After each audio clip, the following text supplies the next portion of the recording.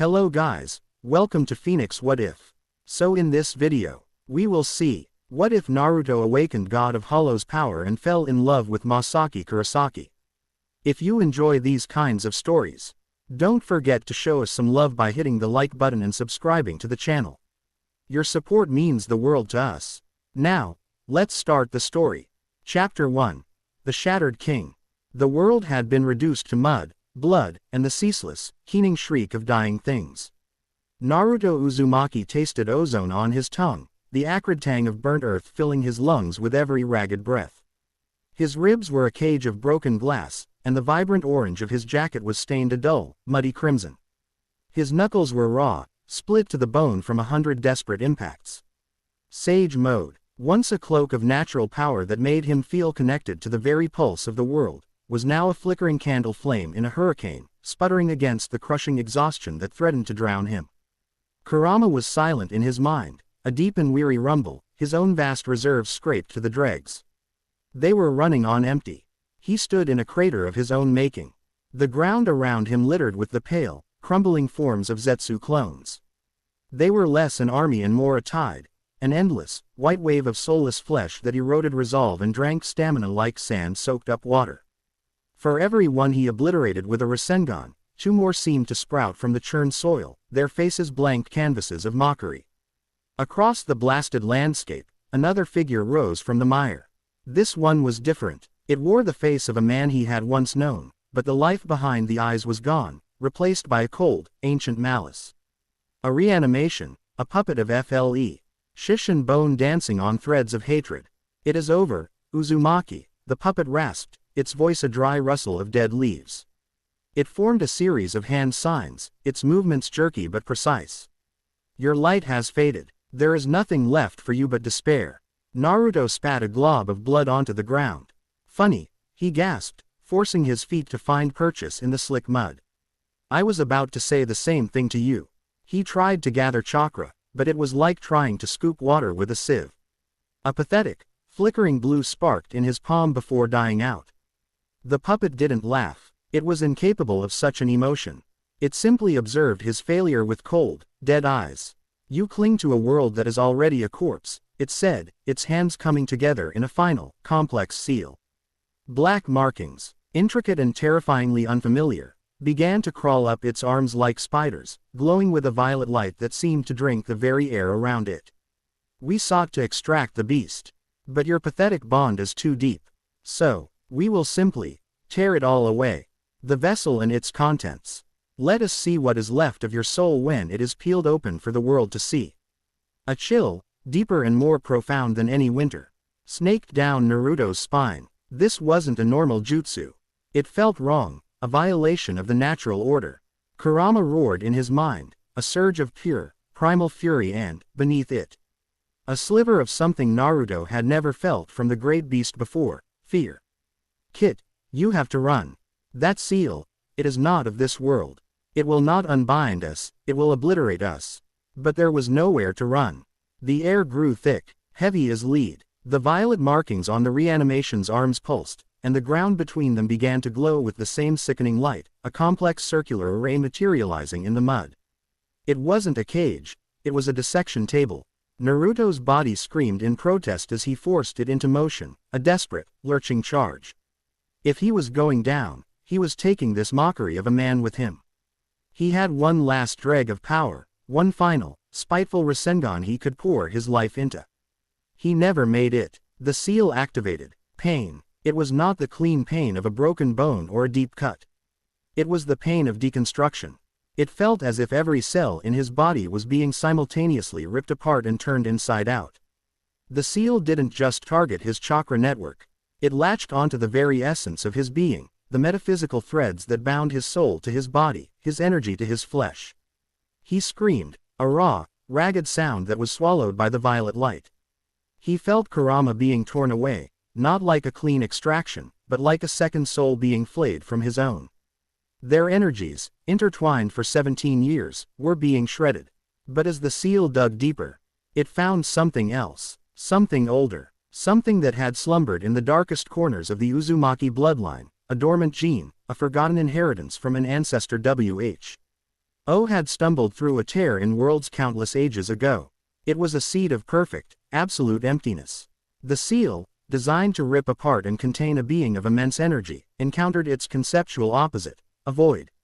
And like a high-pressure system hitting a vacuum, it didn't work. It shattered. The violet light of the jutsu turned a stark, terrifying white. The black markings of the seal bled into a deeper, more absolute black. The air didn't just grow heavy, it ceased to exist. Sound died. Light bent. The puppet across from him froze, the dead expression on its face replaced by one of pure, uncomprehending terror as its reanimated body began to flake away, not into ash, but into nothingness. Naruto felt a new sensation, overriding the pain. A hunger. It was a cold, gnawing abyss opening within him. A hollowness that demanded to be filled. The agonizing tear where Kurama was being ripped away became the epicenter of this new power. Bone-white material, hard as diamond and cold as the grave, erupted from his skin.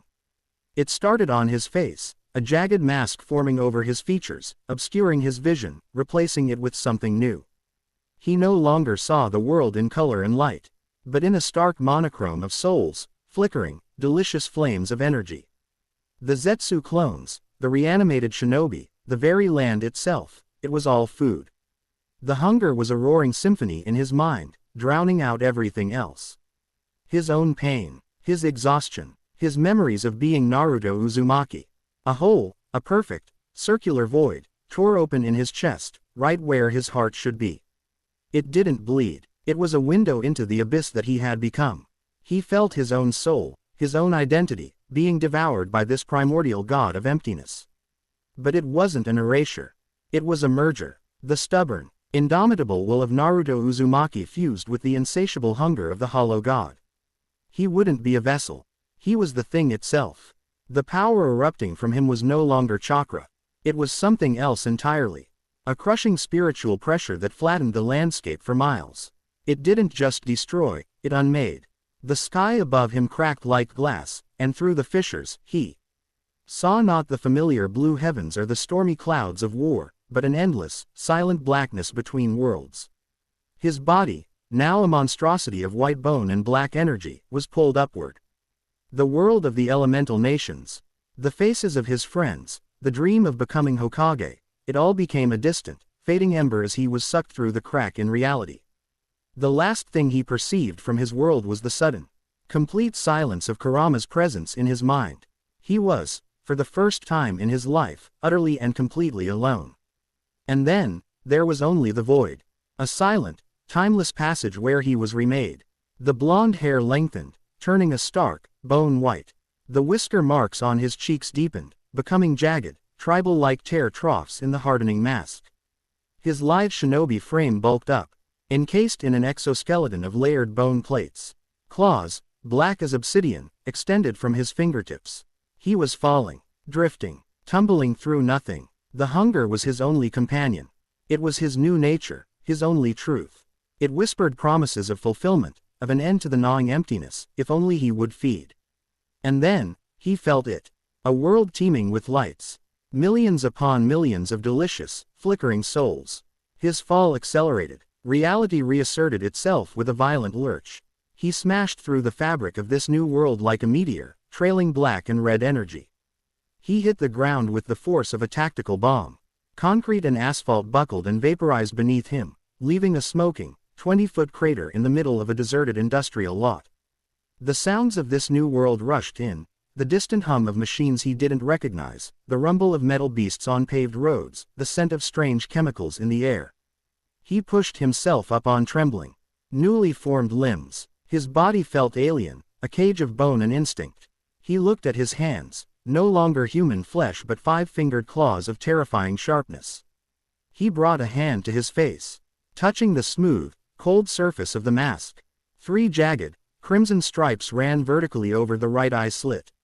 He tried to speak, to call out a name, Sakura, Kakashi, but the only sound that escaped his throat was a guttural, echoing roar that was part beast, part specter. It was a sound of pure, undiluted agony and ravenous hunger. He could see them now, the souls of this world. They were everywhere, small, dim flickers in the distance. And a few, brighter ones. One, in particular, was a beacon, a warm, steady flame that promised a feast unlike any other. The hunger surged, a physical force that propelled him forward. He needed to fill the void in his chest. He needed to devour that light. He moved. He didn't run. He flowed. A predator in the night, his new form impossibly fast, impossibly silent. He bounded from rooftop to rooftop, the concrete cracking under the force of his landings. The world was a blur of gray shapes and tantalizing lights. His mind was a maelstrom of conflicting instincts. One part, the dying ember of Naruto, screamed in horror at what he had become. But the other part, the vast, ancient hunger, was in control. It was exhilarating. It was terrifying. Feed, consume, fill the emptiness. He landed in a narrow alleyway, the walls closing in on him. The scent of rain and refuse filled the air. He saw a flicker of a soul nearby, a small, weak thing. A stray cat, huddled beneath a dumpster. The hunger surged. A start, it whispered. An appetizer. He took a step forward, his shadow falling over the terrified animal. His claws extended, and then, a new light appeared. It wasn't just bright, it was brilliant, a miniature sun of pure, clean energy that dwarfed every other soul he had sensed. It was approaching fast. The hunger inside him went mad. It shrieked with a desperate, all-consuming need. That one, it screamed in his mind. Devour that one and you will never be empty again. He forgot the cat. He forgot everything but the approaching light. He burst from the alleyway, landing in the middle of a deserted street under the sterile orange glow of a streetlight. He turned to face the source of the light, his monstrous form fully illuminated. And there she was. Masaki Kurosaki felt the tremor in the world's spiritual balance the moment it happened. 1 second, she was making her way home, the crisp autumn air a welcome. Calm after a day of high school classes. The next, a wave of spiritual pressure so immense, so utterly alien, washed over Karakura town, and it felt like the sky itself was falling. It wasn't the familiar, muddy Ryutsu of a hollow. It wasn't the cold, orderly Raryoku of a Quincy. It certainly wasn't the disciplined presence of a Shinigami. This was something else. It felt ancient, primordial. She felt like a star had collapsed and the resulting black hole had just been born in the middle of her town. Her blood ran cold. This wasn't a mission. This was an extinction-level event. Without a second's hesitation, she changed direction. Her school bag forgotten. Her Quincy cross flared to life in her hand, and in a shower of blue light, it transformed into a beautiful, intricate bow of pure spiritual energy, her Heilig Bogan. An arrow of light materialized on the string as she moved, her footsteps silent, her senses stretched to their absolute limit. She was a protector. It was in her blood, in the very core of her soul. The people of this town were under her watch, and she would not allow some unknown monster to harm them. She followed the epicenter of the pressure, her heart pounding a steady, trained rhythm in her chest. The trail led to a crater in an industrial park, the asphalt still glowing with residual heat and a strange, black-red energy that made her teeth ache. The sheer destructive power was staggering. Whatever this thing was, it was powerful beyond measure. She followed the tracks, deep gouges in the concrete, shattered rooftops. It was moving fast, erratically, a newborn predator learning to use its limbs. She felt a spike of its presence down an alley and moved to intercept, her arrow already knocked and aimed. She rounded the corner just as it emerged onto the street, and her breath caught in her throat. It was a monster, to be sure. It stood easily 8 feet tall, its body encased in an armor of what looked like bleached white bone, layered and segmented like a horrifying insect. A gaping, black hole sat in the center of its chest, a chilling testament to its unnatural existence. Long, bone-white hair cascaded down its back, and its hands ended in wicked, obsidian claws. But it was the mask that held her gaze. It was a terrifying, skull-like visage, but unlike the brutish, simple masks of the hollows she had fought, this one seemed almost noble. Regal, even, and the 3 crimson stripes over the right eye gave it a terrifyingly distinct identity.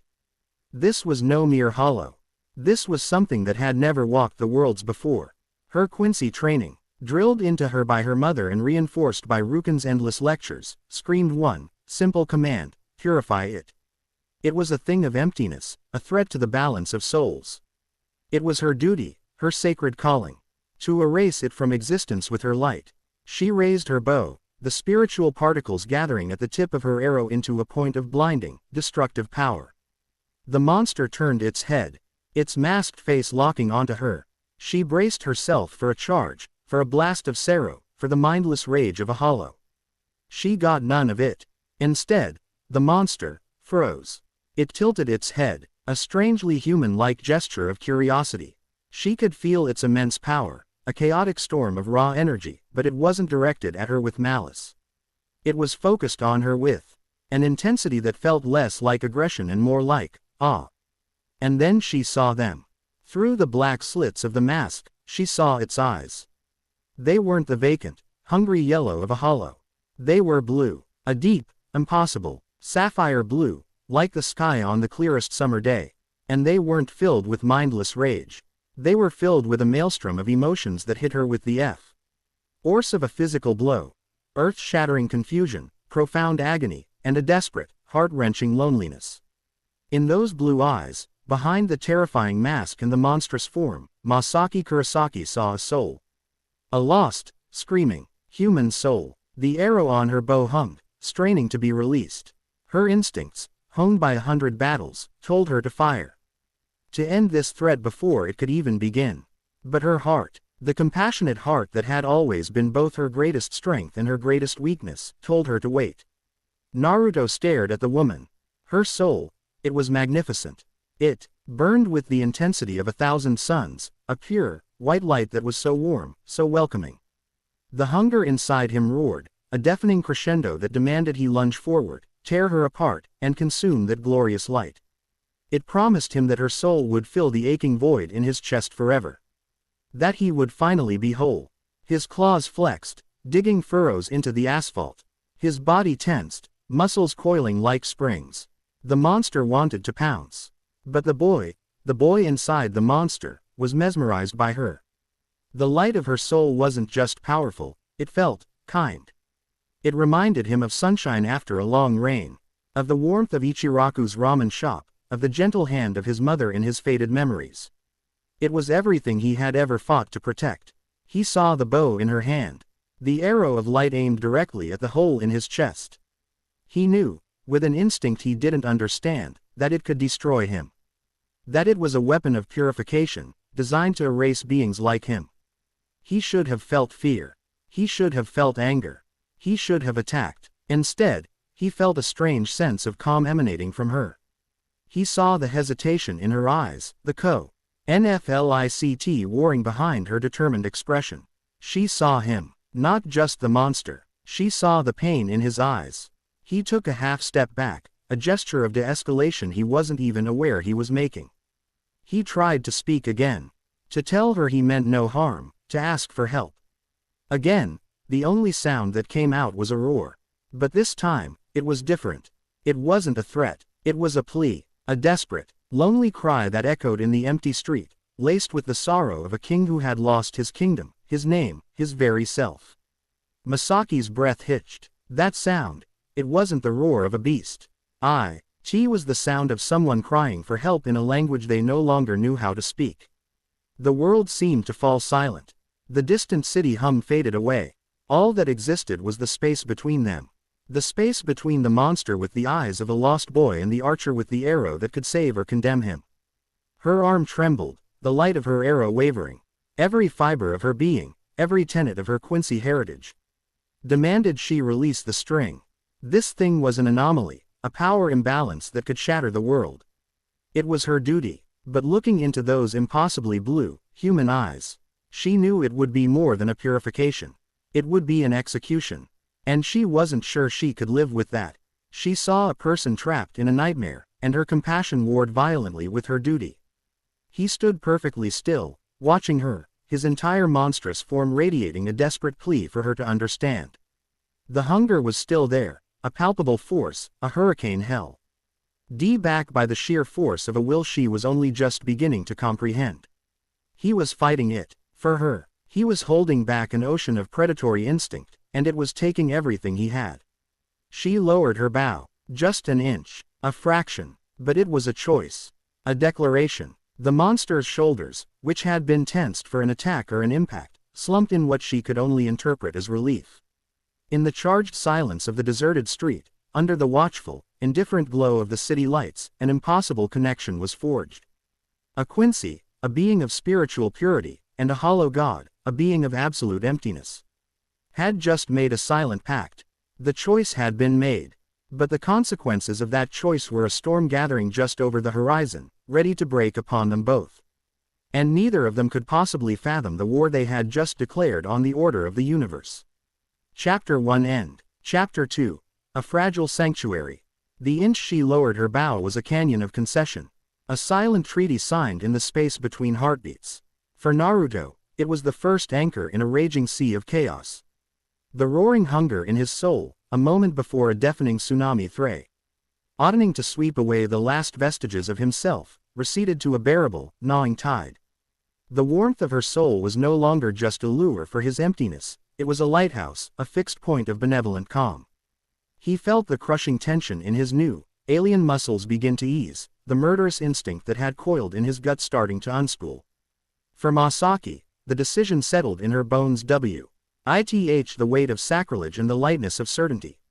She had just defied the most fundamental law of her existence. A Quincy does not suffer a hollow to live. Yet, as she looked at the creature before her, the way its massive frame seemed to shrink with relief, the way those tormented blue eyes stayed locked on hers, she knew it was the only choice she could have made. This was not a mindless beast.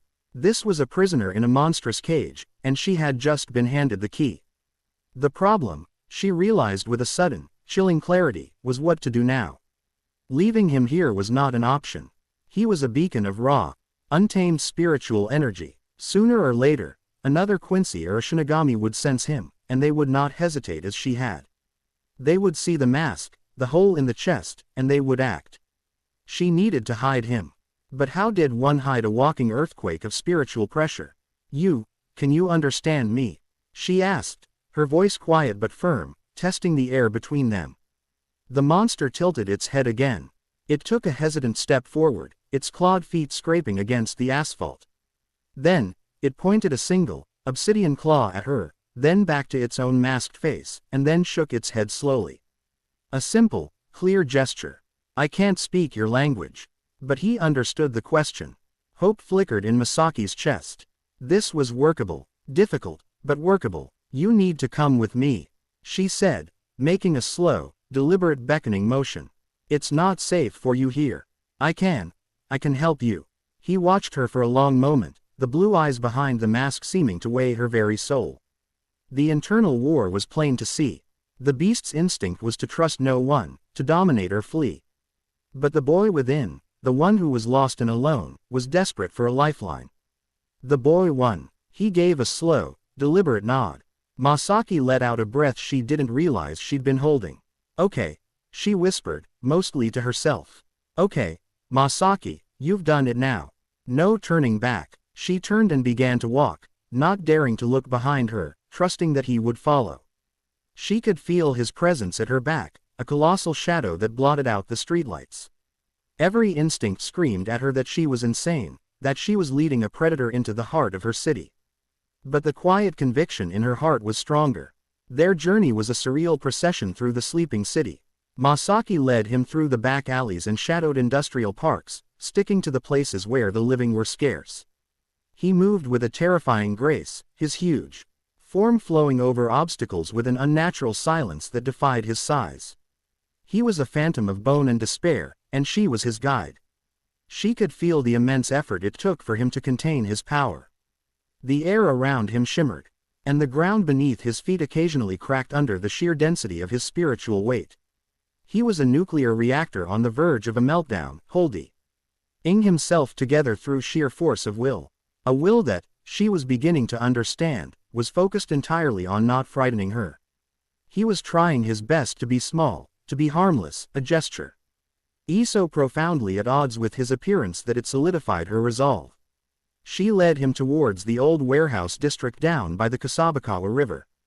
It was a derelict, forgotten part of town, a graveyard of industry left to rust and ruin. The constant, flowing presence of the river would, she hoped, help mask his immense ryutsu, churning it into the natural background energy of the world. She found what she was looking for. A vast, cathedral-like warehouse, its windows shattered, its metal doors groaning on rusted hinges. Inside, the cavernous space was filled with gloom and the ghosts of forgotten machinery. It smelled of damp, decay, and stagnant water. It wasn't a home, but it was a sanctuary. In here, she said, pushing one of the heavy doors open with a groan of tortured metal. He followed her inside, his blue eyes scanning the darkness. The moment the door slid shut behind them, plunging them into near total darkness, a change occurred. The oppressive weight of his spiritual pressure, which he had been struggling to contain, suddenly lessened. It wasn't gone, but it felt withdrawn. As if, in the safety of this enclosed space, he could finally relax his guard. He took a few steps into the center of the warehouse, then his massive frame shuddered. A low groan, a sound of pure, bone-deep exhaustion, escaped his throat. He swayed on his feet, and then his legs buckled. He collapsed to the concrete floor with a heavy, resounding crash that echoed through the vast space. The fight for control, the trans-dimensional journey, the very trauma of his transformation, it had all caught up to him at once. Masaki rushed to his side, her caution momentarily forgotten. "Hey, are you all right?" He lay on his side, his breathing ragged and shallow. He looked up at her, and through the mask, she felt a wave of utter weariness wash over her. He was spent. She knelt beside his head, the cool concrete seeping through the fabric of her skirt. She reached out a hesitant hand, stopping just inches from the cold white surface of his mask.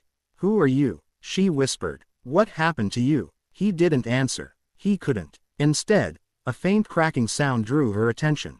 A thin, hairline fracture appeared on the mask, starting from the edge of the right eye slit and running down towards the jawline. As she watched, the crack widened.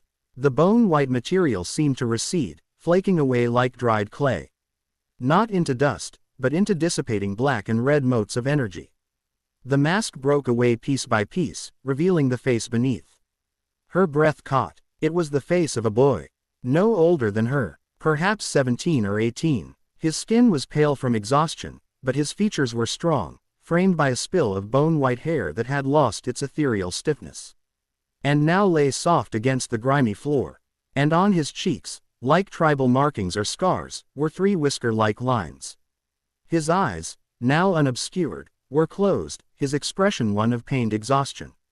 The monstrous king was gone, and in his place was a fallen prince. The hole in his chest remained, a terrifying, perfect circle of nothingness against the pale skin of his torso, a stark reminder of what he was. But seeing his human face changed everything. It was one thing to pity a monster with sad eyes, it was another entirely to be faced with the undeniable humanity of the person trapped within. A sudden, fierce protectiveness surged through her. This wasn't a mission anymore. It was a responsibility. In a laboratory that existed outside the conventional flow of time and space, alarms were not blaring.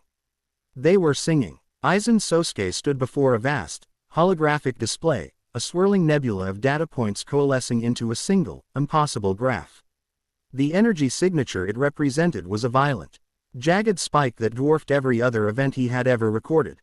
It dwarfed the output of a Manos Grande, a vasto lord, even his own burgeoning power with the Hogyoku.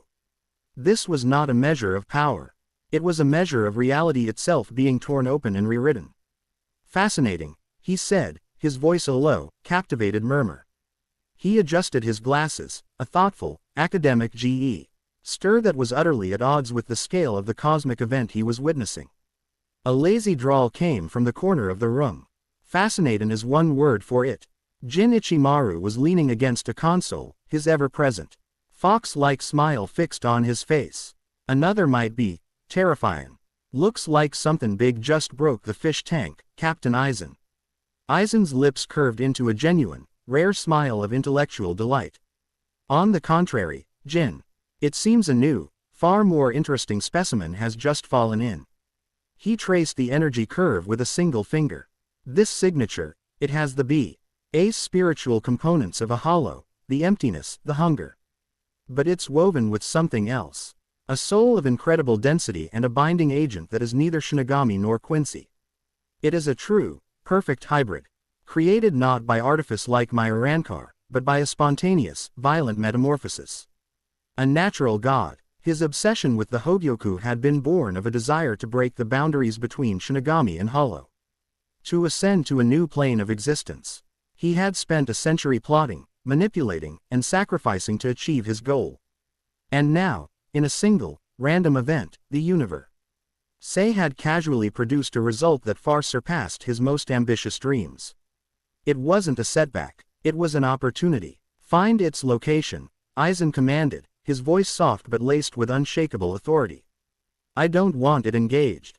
I don't want it provoked.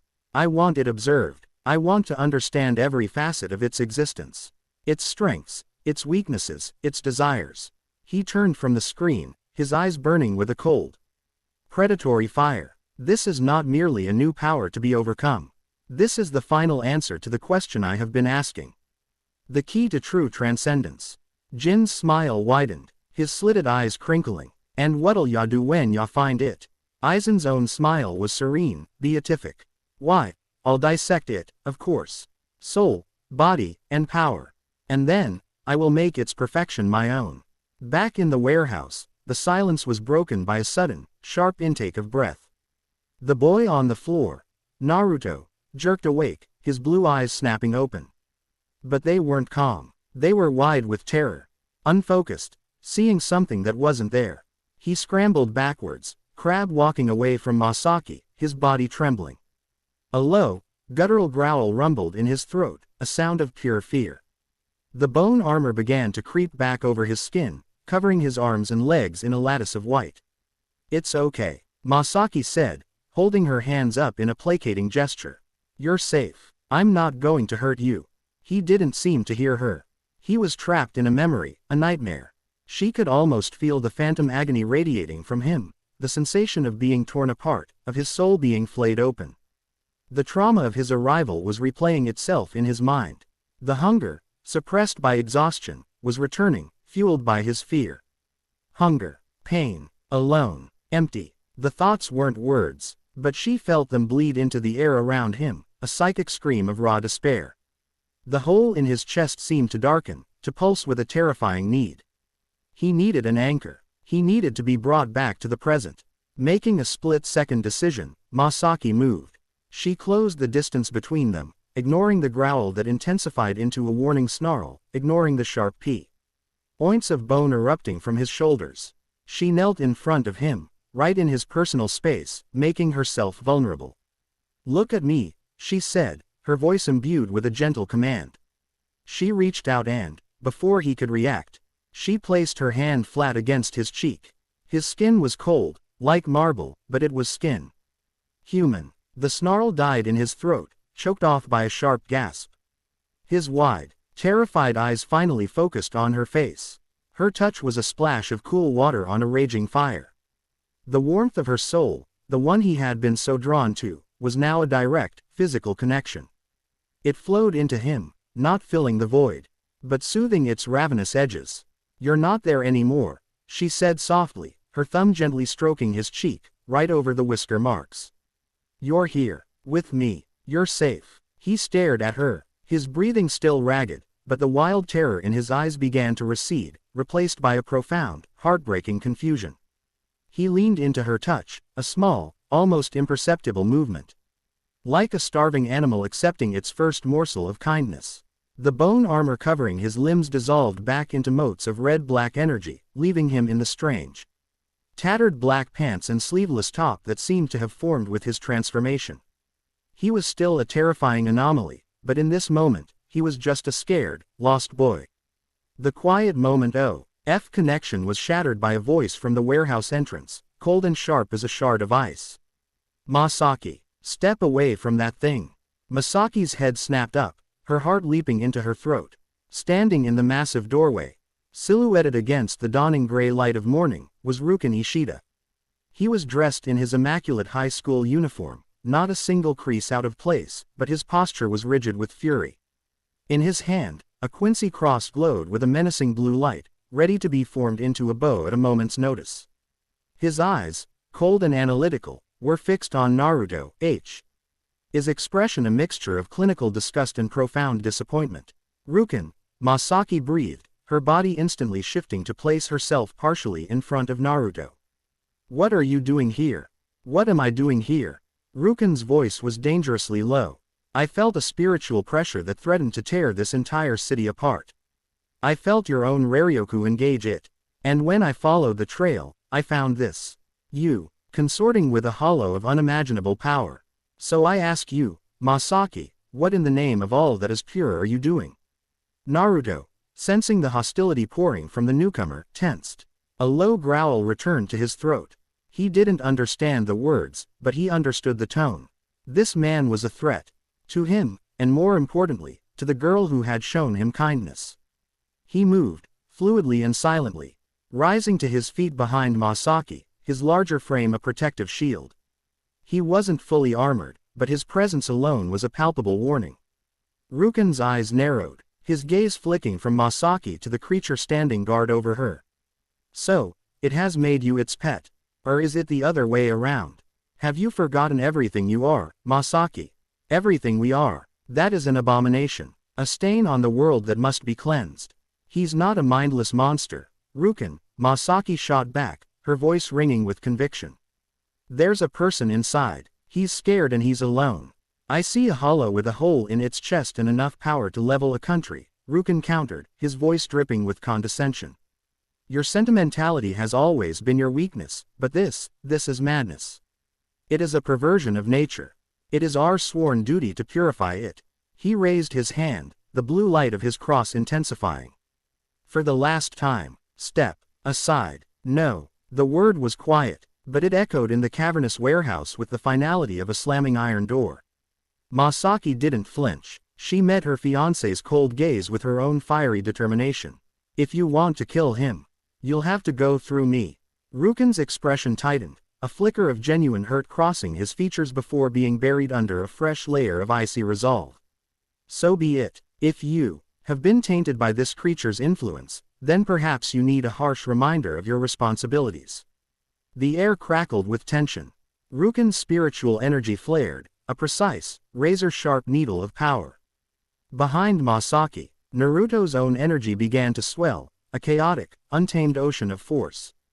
A battle was about to erupt, one that would undoubtedly destroy the warehouse and half the surrounding district. Now, let's all calm down a bit, shall we? A new voice, relaxed and almost infuriatingly cheerful, cut through the tension like a warm knife through butter.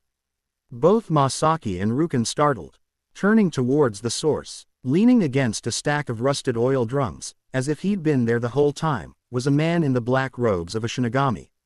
He had unruly black hair, a perpetual 5 o'clock shadow, and a lazy grin on his face. He held a lit cigarette between his fingers, its smoke curling lazily into the air. Despite his completely casual demeanor, the white haori draped over his shoulders, bearing the kanji for 10, marked him as a captain of the Gote 13. Isshin Shiba took a long drag from his cigarette and exhaled a perfect smoke ring. Honestly, you kids today. So much drama. Here I am, thinking I'm investigating the end of the world, and I walk into a lover's quarrel. A rather high-stakes one, I'll admit. Rukin's face contorted with fury. Shinigami, this does not concern you. This is Quincy business. I don't know, Isshin said, pushing himself off the drums and strolling forward, his sandals scuffing on the dusty floor. His eyes, however, were not lazy. They were sharp, intelligent, and currently fixed on Naruto. When a spiritual pressure big enough to make the Seraite's alarms blush appears in my district, I'd say it becomes my business. And wow, he stopped a safe distance away, giving Naruto a thorough, appreciative once-over. They really don't make hollows like they used to. That's a new model, premium edition, even. Naruto watched the newcomer warily. This one felt different from the cold one. His soul was a powerful, crackling fire, but it was banked, controlled. There was no immediate hostility, only a deep, profound curiosity. He's not a hollow, Masaki insisted, her frustration mounting. And this is not a lover's quarrel. She is correct on the second point, Rukin said stiffly. This is an extermination. See, that's where we disagree, Isshin said, his grin fading slightly. He flicked his cigarette butt away, a tiny glowing ember in the gloom. I've been watching you all for a few minutes. And what I see isn't some mindless beast. I see a creature that, despite having enough power to turn us all into a fine red mist, is actively choosing to stand behind a girl to protect her. That's not instinct. That's a choice. He looked directly at Naruto, his gaze piercing. You're the big event, aren't you? The one who made the sky shake. Naruto met the Shinigami's gaze. He felt no need to posture, no need to threaten. He simply stood his ground, his hand resting lightly on Masaki's shoulder in a gesture that was both protective and grounding. It was a silent, clear statement. She is mine to protect. Harm her, and you deal with me. Isshin let out a low whistle. Incredible. He understands everything. He then turned his attention back to Rukin. Look, glasses, I get it. You're a Quincy. Hollows are the big bad. Purity, balance, blah blah blah. But look at the situation. You try to purify him, he's going to fight back. And I have a sneaking suspicion that a fight with him is something none of us will walk away from. Not you, not me, and certainly not the nice girl you're trying to intimidate. Rukin bristled. This is a matter of principle. The law. Principle is what gets people killed when you're facing a hurricane. Isshin interrupted, his tone suddenly serious. The lazy captain was gone, replaced by a seasoned warrior. Right now, he's calm. He's stable, and it seems pretty clear that he nodded at Masaki. As the reason why. So here's my proposal. We don't do anything stupid. You lower your glowing fist, I put my sword away, and we all take a step back and see what happens. We observe, we learn, because rushing in and trying to kill something you don't understand is how you end up as a cautionary tale. A tense silence descended upon the warehouse. Rukin was practically vibrating with indignation, his entire worldview being challenged. Masaki stood defiant, her loyalty clearly sworn to the being behind her. And Isshin remained the calm center of the storm, his logic undeniable. Rukin looked from Isshin's calm, knowing face to Masaki's unwavering stare. He saw the monster's hand on her shoulder, a gesture of possessive protection that sent a venomous spike of jealousy through him. He was beaten, not by force, but by a confluence of insanity he couldn't comprehend. To fight them would be to fight Masaki, and that was a line he was not yet willing to cross. And fighting a Shinigami captain on top of it all was suicidal. This is a grave mistake, Rukin finally bit out, his voice seething with repressed fury.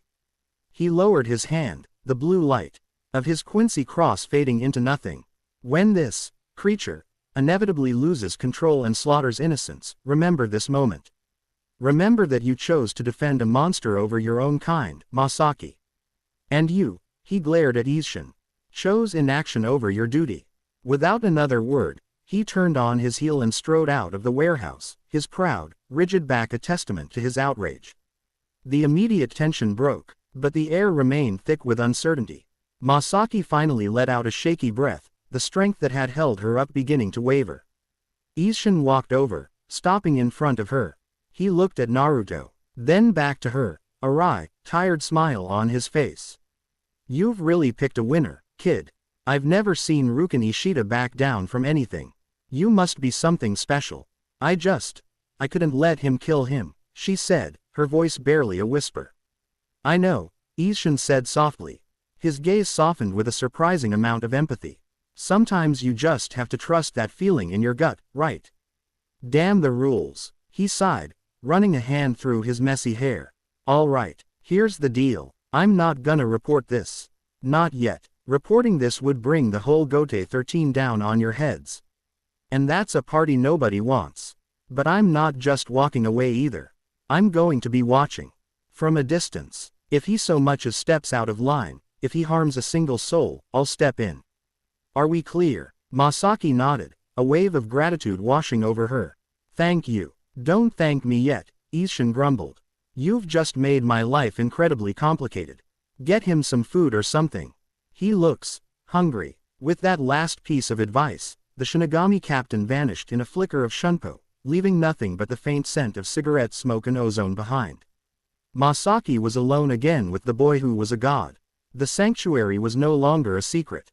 It was a prison, a refuge, and a ticking time bomb, all at once. She turned to look at him. The tension of the confrontations had taken its toll. He looked even more exhausted than before. He swayed on his feet, his blue eyes locking with hers.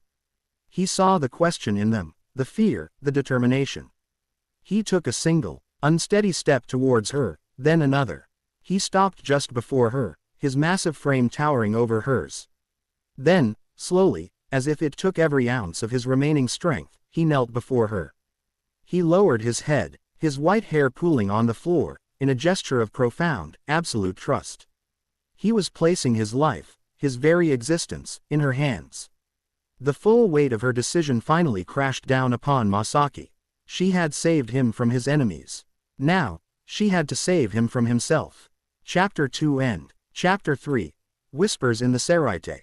The air in the 1st Division barracks was ancient, heavy with the weight of 1,000 years of history, war, and law. It was a silence that demanded respect, a quiet so profound it felt louder than any noise.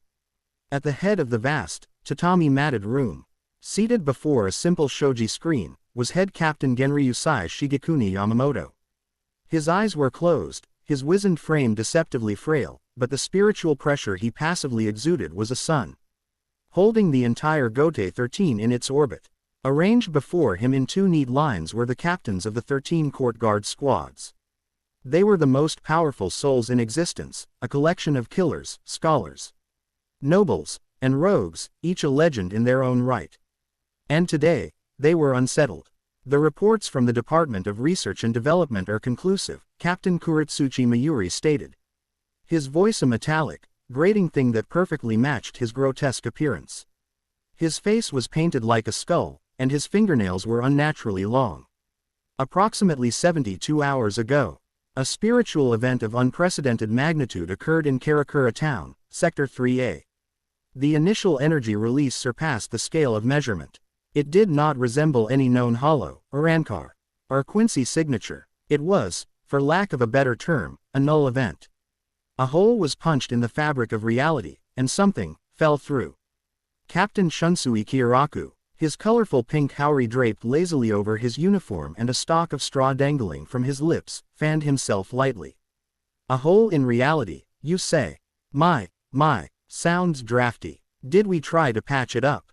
The resulting spiritual pressure is the true concern, Captain Byakuya Kuchiki interjected, his voice as cold and elegant as a winter morning. He stood perfectly still, his hands tucked into his sleeves. The very picture of aristocratic composure. It is a chaotic, untamed force. An anchorless storm. Such an anomaly cannot be allowed to persist. It threatens the balance of worlds. Captain Kenpachi Zaraki let out a guttural laugh. A sound like rocks grinding together. His scarred face was split in a wide, bloodthirsty grin. Who cares what it is? Sounds strong. Let me go fight it. If I can cut it, it can die. Simple. Your simple-mindedness is not a virtue. Zaraki, Captain Soi Fawn of the 2nd Division snapped, her small frame rigid with disciplined tension. This requires subtlety, intelligence. An unknown of this magnitude must be assessed before we can apply brute force. Yamamoto's eyes remained closed. He had heard enough. He had felt the tremor himself, a discordant note, in the symphony of souls that he had overseen for a millennium. It had felt like the universe itself had hiccuped, a brief, terrifying moment of pure non-existence. Shiba Ishin is stationed in that territory, Yamamoto's voice rumbled, ancient and powerful, filling the hall and silencing all other conversation. His reports have been uncharacteristically silent. Perhaps the anomaly consumed him.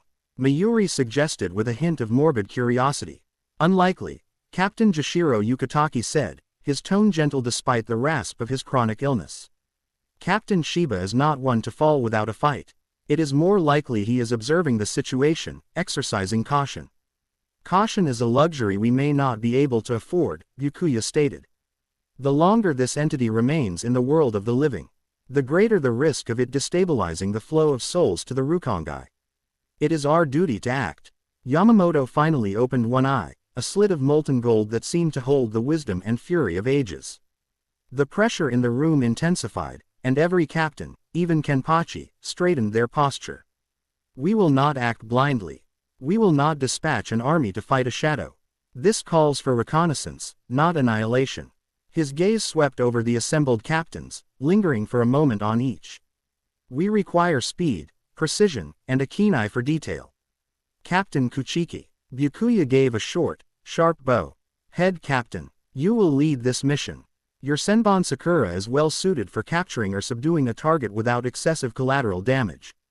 You will identify the nature of this anomaly. A lazy, serpentine voice slithered into the silence. Well now, that sounds a bit stuffy, don't it? Send in the noblest of nobles all by his lonesome. He might get his scarf dirty. Yes, turned to Captain Jin Ichimaru of the 3rd Division. He leaned on his Zanpakuto, his fox-like face fixed in its perpetual, unnerving smile, his eyes closed to unreadable slits. Yamamoto's visible eye narrowed infinitesimally. He, more than anyone, was wary of the silver-haired captain. There was a depth to Ichimaru that few could fathom, and it was a depth that felt cold and dark. But his abilities were undeniable.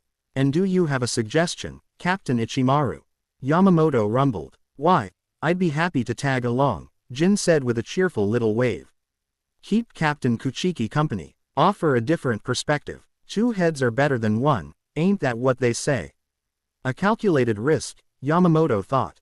Sending the rigid nobleman and the smiling serpent together. They would keep each other in check.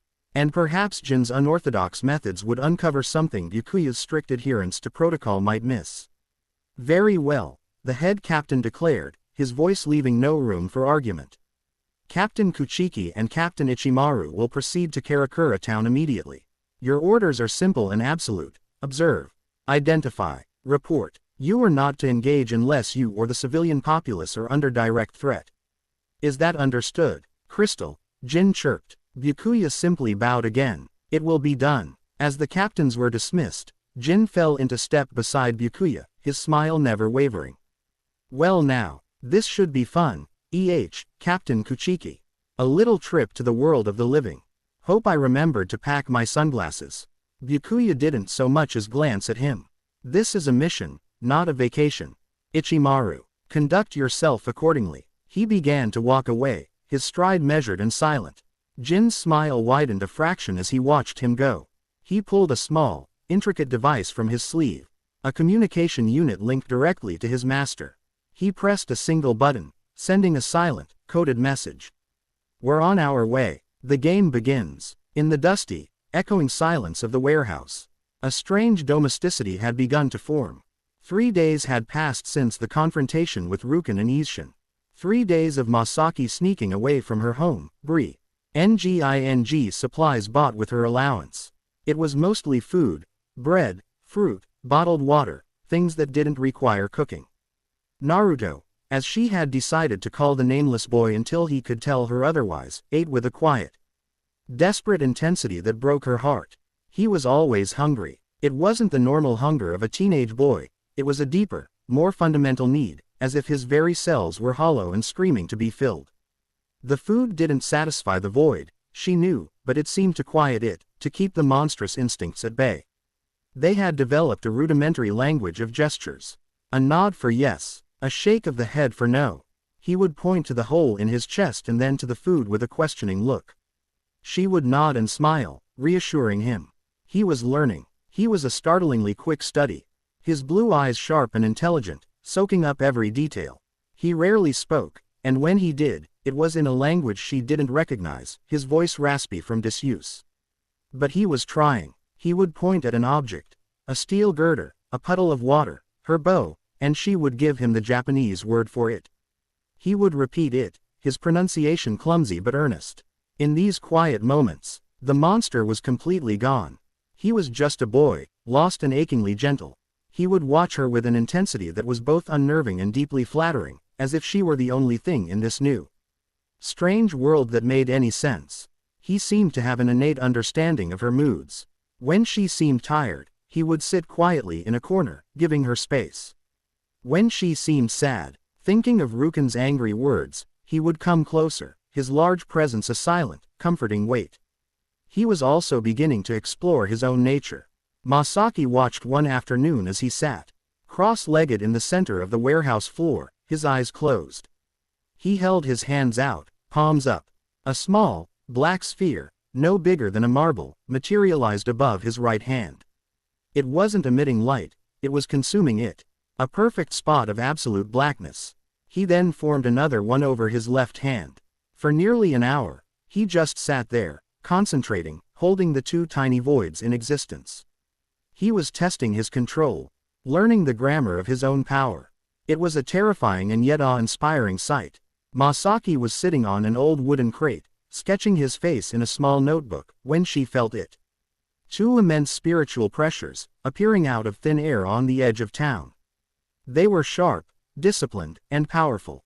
Captain Class, Shinigami. Naruto felt it too. His head snapped up, the two black spheres in his hands vanishing instantly. He was on his feet in a fluid motion, his entire body language shifting from calm contemplation to that of a cornered predator. His blue eyes, fixed on the distant spiritual signatures, narrowed with a dangerous light. He looked at Masaki, a silent question in his eyes. Friend or foe? She shook her head, her own heart beginning to pound. Shinigami, she whispered, the word tasting like ash. Captains. She didn't have to explain what that meant. He understood. The relaxed peace of their sanctuary was over. He moved to stand in front of her, his back to her. A living shield. He didn't erupt into his bone armor, but she could feel the power coiling just beneath his skin, a sleeping leviathan stirring in the depths. They didn't have to wait long. Space itself seemed to fold in on itself in the center of the warehouse. A Senkaimon, the gateway of the Shinigami, slid open with a soft hiss, and two figures stepped hurrow as if walking out of their own living room. The first was the very definition of nobility. Captain Byakuya Kuchiki, his handsome face an impassive mask, his Kenseiken hairpieces glinting in the dim light. His eyes, cool and gray, swept across the warehouse, cataloging every detail before landing on them. They registered Naruto first as the target, then Masaki as a complication, his expression hardening with disdain. The second was his polar opposite. Captain Jin Ichimaru's smile was the only bright thing about him, a slash of white in the gloom.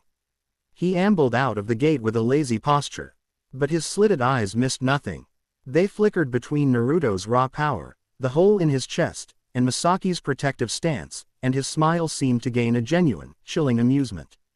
Isshin had been a casual surprise. This was an official, terrifying visitation. A Quincy, Byakuya stated, his voice devoid of warmth. And a hollow of some unknown classification. Reports of your fraternization appear to be accurate. By the laws of the Seraite, you are to surrender this creature for immediate purification and submit yourself for judgment. Naruto didn't understand the words, but the intent was as clear as a blade to the throat. He let out a low, warning growl that vibrated through the concrete floor. My, Jin chirped, his sing-song voice echoing in the cavernous space. He's a protective one, ain't he? And he doesn't feel like a hollow, does he, Captain Kuchiki? He feels much emptier. Like a little black hole in a boy's body. And the Quincy girl is quite attached. Masaki's hand went to the Quincy cross she always wore. He is not a hollow, she said, her voice steady despite the tremor of adrenaline that shot through her. And he is under my protection. You are not taking him. Byakuya's gaze dismissed her as if she were a gnat. He focused solely on Naruto. Creature, your existence is a flaw in the balance of worlds. For the preservation of order, you will be erased. He didn't wait for a response. He simply raised his hand. Scatter, Senbon Sakura. The blade of his Zanpakuto dissolved into a swirling storm of 1,000 microscopic blades. Each one a tiny fragment of steel that reflected the dim light like a cloud of cherry blossoms. The sound was a soft, deadly hiss as the pink-hued torrent surged towards Naruto. It was an attack, designed to shred a target from every conceivable angle, inescapable and absolute. Naruto didn't try to dodge. He didn't erect a shield. He didn't even seem to move. He just stood there, his presence rooted to the spot in front of Masaki. As the cloud of blades was about to engulf him, he let out a short, sharp exhalation of breath. A wave of invisible force, of pure void, radiated from his body. It wasn't an explosion, it was an erasure. The blades of Senbon Sakura that entered the perimeter of that aura didn't shatter or deflect. They simply ceased to be. One moment, they were a swirling cloud of deadly steel, the next. They were just gone. A perfect sphere of emptiness had opened around Naruto, and anything that entered it was unmade. The rest of the blade cloud, its momentum stolen, swirled harmlessly around the dead zone before dissipating. Silence. Byakuya Kuchiki's eyes were wide. It was the first time Masaki had ever seen the stoic nobleman display an expression of pure, unadulterated shock. His perfect, beautiful, inescapable attack had been defeated not by a superior force, but by a superior concept. It had been deleted from existence. Even Jin's smile faltered, just for a nanosecond, before snapping back into place, this time with a genuine edge of predatory interest. Well, that's new. Before Byakuya could process the failure of his Shikai, Jin acted. Shoot to kill, Shinso. His wakizashi, which had seemed so harmless, extended with impossible speed. It wasn't a swing. The blade itself elongated, shooting across the warehouse floor like a silver bullet aimed directly at Naruto's heart. It was too fast to see, too fast to dodge. But Naruto's reaction was not based on speed. It was based on instinct. He didn't move his body. He simply lifted his left hand. The space directly in front of his chest shimmered and bent, like heat haze on a summer road. The tip of Shinso, traveling at hundreds of miles per hour, plunged into this distortion. It did not hit him. A few feet to his left, an identical distortion appeared, and the tip of Shinso erupted from it, punching clean through a massive iron support pillar with a deafening shriek of protesting metal. He blade retracted as quickly as it had appeared, leaving a perfectly round, smoking hole in the pillar. Naruto hadn't moved an inch. He had bent space itself, creating a small, instantaneous wormhole to misdirect the attack. Jin's smile was gone now. His eyes were open, revealing irises of an unnerving, icy blue. He was no longer playing. He was analyzing a threat that operated on principles he had never encountered. Naruto had had enough. These men were relentless. They were a threat to Masaki. His protective instincts overwhelmed his caution. He opened his mouth, and a roar tore from his throat. It wasn't just sound. It was a physical blast of concussive force and raw, untethered spiritual pressure. The concrete floor cracked under the sonic assault. Old machinery was thrown across the room like toys. The very air compressed, slamming into the two captains with the force of a freight train.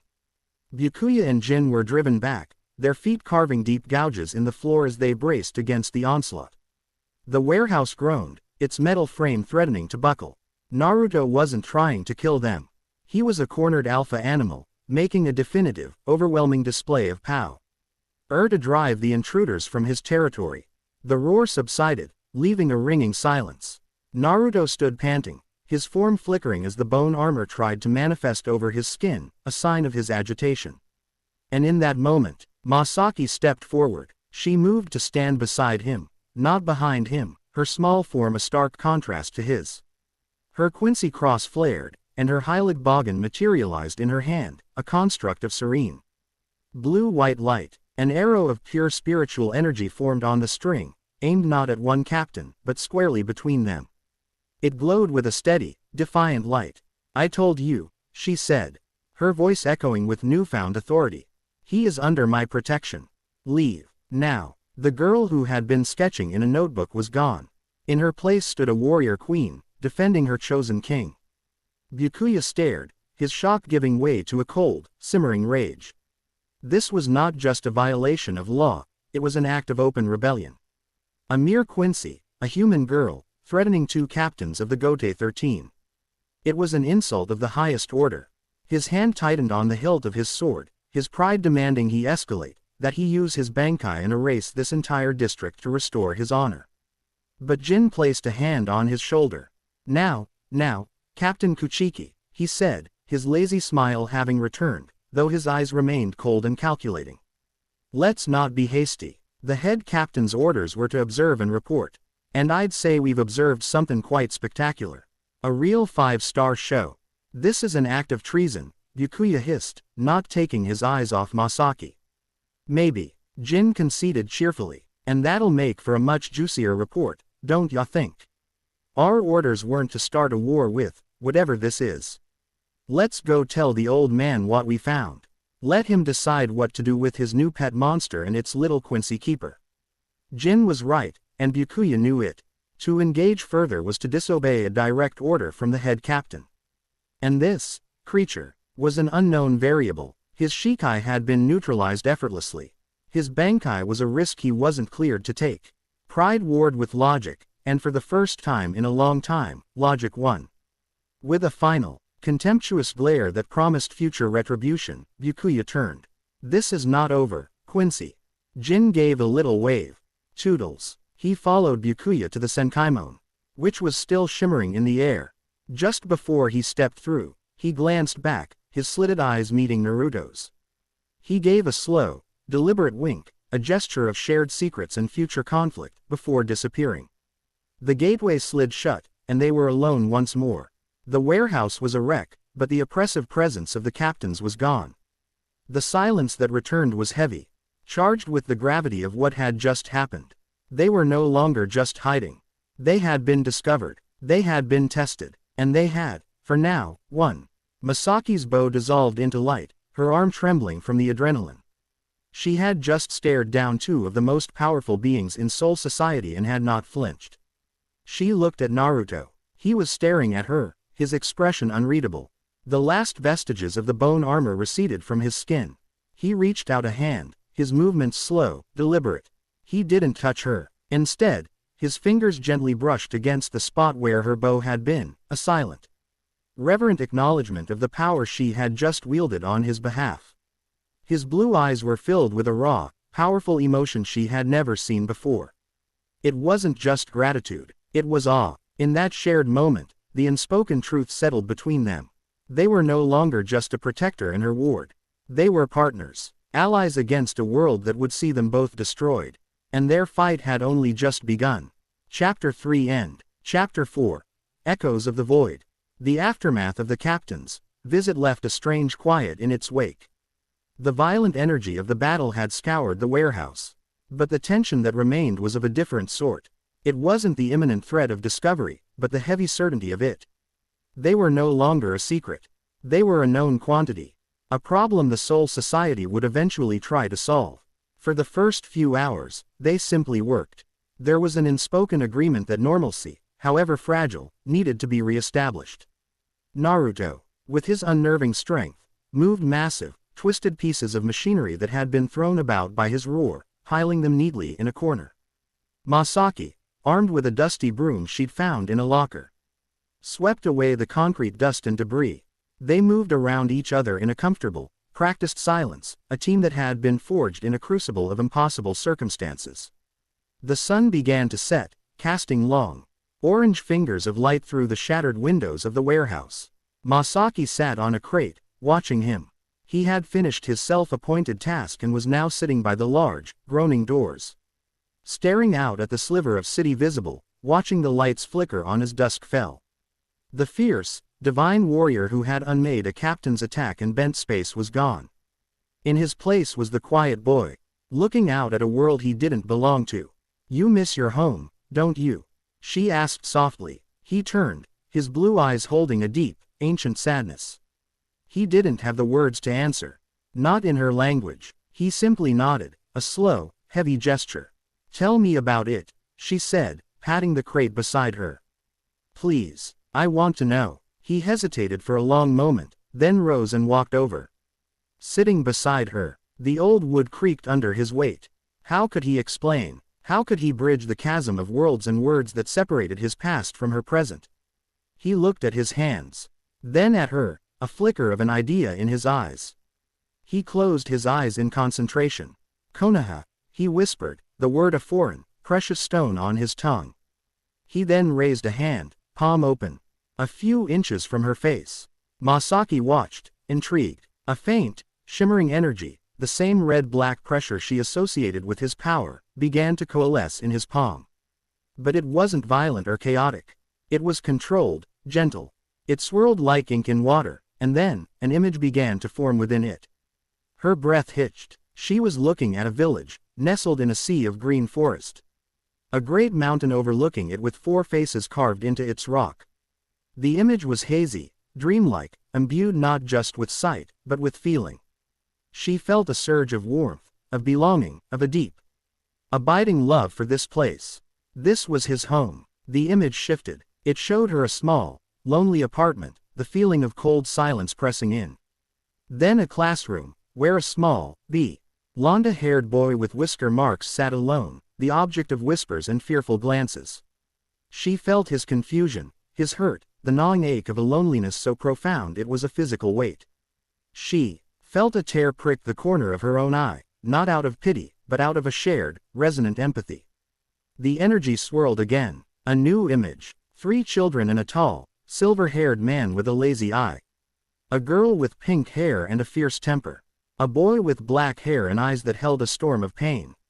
She felt Naruto's fierce, desperate love for these people, the joy of finally having a team, a family. She felt the sting of rivalry, the warmth of camaraderie, the agony of betrayal when the dark-haired boy left. He was not just showing her pictures. He was sharing his soul. He was laying bare his deepest pains and his most cherished joys, a level of intimacy that transcended any spoken confession. He showed her flashes of his dream, the faces on the mountain, his own face imagined beside them, the feeling of acceptance. Of being seen, of being acknowledged. The final image was of the battlefield. Mud, blood, and the horrifying, soulless faces of the white clones. She felt his exhaustion, his desperation, and then the blinding, tearing pain of the forbidden seal. She felt the agonizing rip as his soul was peeled open, the terror of the transformation, the silent, lonely fall between worlds. The energy in his palm dissipated, leaving only the dim light of the warehouse. Naruto was breathing heavily, sweat beading on his brow. The effort had cost him, but his eyes, when they met hers, were clear. He was no longer a complete mystery to her. "Naruto," she said, her voice thick with emotion. She finally understood. The loneliness, the ostracism, the desperate need for bonds, it was the bedrock of his entire being. It was why he fought so hard to protect, why her simple act of kindness had been enough for him to latch onto. "Your name is Naruto." He nodded, a small, tired smile touching his lips. It was the first time she had seen him smile. It transformed his face, chasing away the shadows and revealing the boy he was supposed to be. Now it was her turn. She didn't have his fantastic ability, but she had words. She began to speak, her voice a soft murmur in the vast, quiet space. She explained the world as she knew it. She drew in the dust on the floor with her finger, sketching a simple diagram. "This is the world of the living," she said, drawing a circle. "Where we are now, it's where humans are born, live, and die." She drew another circle beside it. "This is the Soul Society. It's where souls go after they die. It's a whole other world, with a city called the Seraite, where the Shinigami live. They're the ones you fought. They are the guardians of the balance." She drew a third, darker circle below the others. "And this is Hueco Mundo. The hollow world. A bleak, empty desert where the monstrous souls, the hollows, live. They are born from human souls who linger too long in the living world because of regret or attachment. They lose their hearts and are driven by an endless hunger to consume other souls." She pointed to the hole in his chest. "That's why they think you are one of them. That hole, it is the mark of a hollow." He looked down at the void in his torso, his expression troubled. He touched its edges, his fingers tracing the perfect circle. He looked back at her, a question in his eyes. "What am I?" "I don't know," she answered honestly. "You have the form of a hollow, but the heart of a human. You're something new." She then explained her own people, the Quincy. "We are the opposite of hollows. We are living humans who can see and fight them. We use the spiritual energy of the world around us, purifying hollows to protect the living. But the Shinigami believe we upset the balance by destroying souls completely. We have been enemies for a very long time." She told him of her family, of her mother's kindness, of Ruken's rigid ideology. Of her own desire to protect everyone, not just those she was told to. As she spoke, she realized she was defining her own beliefs for the first time, putting words to the feelings that had guided her. In sharing their pasts, they were building a present. The warehouse was no longer just a shelter, it was their world, a tiny island of understanding in an ocean of hostility. As the night deepened, a comfortable silence settled between them. Naruto, exhausted from his display, eventually leaned his head against a tall stack of crates and drifted off to sleep. Masaki stayed awake a while longer, watching the steady, quiet rhythm of his breathing. The boy who had fallen from the sky was no longer a monster or a mystery. He was Naruto, and she found, with a startling jolt of clarity, that she was falling in love with him. With his fierce loyalty, his wounded heart, and the incredible strength of his will. She pulled an old, dusty tarp over him like a blanket before settling down a short distance away. Her Quincy bow lying beside her, a silent guardian in the dark. The dream began with sunshine. Naruto was standing in Ichiraku's ramen shop. Tsuki was behind the counter, laughing. And Ayame was sliding a steaming bowl of miso pork ramen in front of him. The smell was perfect, exactly as he remembered it. He felt a profound sense of peace. He was home. You're late, Naruto. He turned. Sakura and Sasuke were sitting beside him. Sakura was smiling, her green eyes bright. Sasuke wasn't smiling, but he had that familiar, almost smirk on his face, the one that meant he was content. Kakashi-sensei was there too, reading his orange book, his visible eye crinkled in a smile.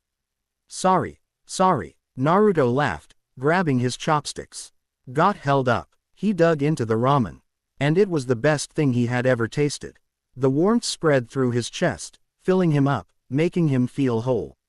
For a moment, the hole in his chest, the gnawing emptiness, was gone. You know, Naruto, Sakura said, her voice suddenly losing its warmth, turning cool and distant. We were worried about you. We thought a monster had gotten you. Naruto paused, his chopsticks halfway to his mouth. What? She's right, Sasuke said, his voice flat. He wasn't looking at Naruto, but at the bowl in front of him. It's always been a problem. The monster inside you. The light in the ramen shop seemed to dim. Tsuki and Ayame were gone. The steam from the ramen turned into a cold mist. What are you talking about? Naruto asked, a knot of dread tightening in his stomach. He's not worth talking about, a new voice said. It was cold, logical, and devoid of any emotion. It seemed to come from everywhere and nowhere at once. He is a flaw, a mistake, an anomaly that should not exist. Naruto looked at Kakashi for help. But his teacher's face was a blank slate. Sometimes, Naruto, Kakashi said, his voice a monotone, the kindest thing to do is to correct a mistake. He reached up and slowly pulled down his mask. But underneath there was no mouth, only smooth, blank skin. Panic seized him. He looked back at Sakura. Her face began to melt like wax, her eyes turning into empty, black sockets. You're not one of us, Naruto, she rasped, her voice now a chorus of hissing whispers. You're just an empty thing pretending to be a boy. The ramen shop dissolved around him, the war. Wood and cheerful lanterns replaced by a stark, white desert under a black sun. The ground beneath his feet was not sand, but fine, white dust that he recognized as crumbled bone. This was the landscape of his own soul. Hueco Mundo. He was in his hollow form, the mask heavy on his face, the hole in his chest a gaping maw that pulsed with a desperate, agonizing hunger. You were an error, the cold, disembodied voice echoed across the bone-white plains. A chaotic variable in a perfect equation. Your attachments are illusions. Your love is a lie you tell yourself to hide the truth. Who are you? Naruto roared, his voice the distorted, echoing cry of the beast. I am a herald. I am the voice of the weaver. The weaver sees the tapestry of existence, and you are a tangled, broken thread. A thread that must be cut. Illusions rose from the bone dust. The villagers of Konoha, their faces twisted into masks of hatred and fear, pointing at him, calling him, demon fox, monster. Iruka-sensei, turning his back on him. Jiraiya, shaking his head in disappointment. Every fear, every moment of rejection from his past, was weaponized and thrown at him. Their rejection was not born of ignorance, the herald's voice whispered in his mind. It was instinct. They sensed the void you carry. They knew you were an impurity. Your friend, the Uchiha, understood. He cut his bonds. That is the path to strength. Emptiness is purity. Connection is a contaminant. The hunger surged, stronger than ever before. The voice was feeding it, nurturing it with his despair.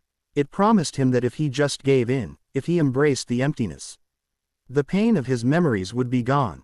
All he had to do was consume. There is a soul near you, the voice tempted, its tone seductive. A bright, pure light. A Quincy. Her. Purity is an affront to your true nature. Devour it. Fill your void. Become what you were meant to be.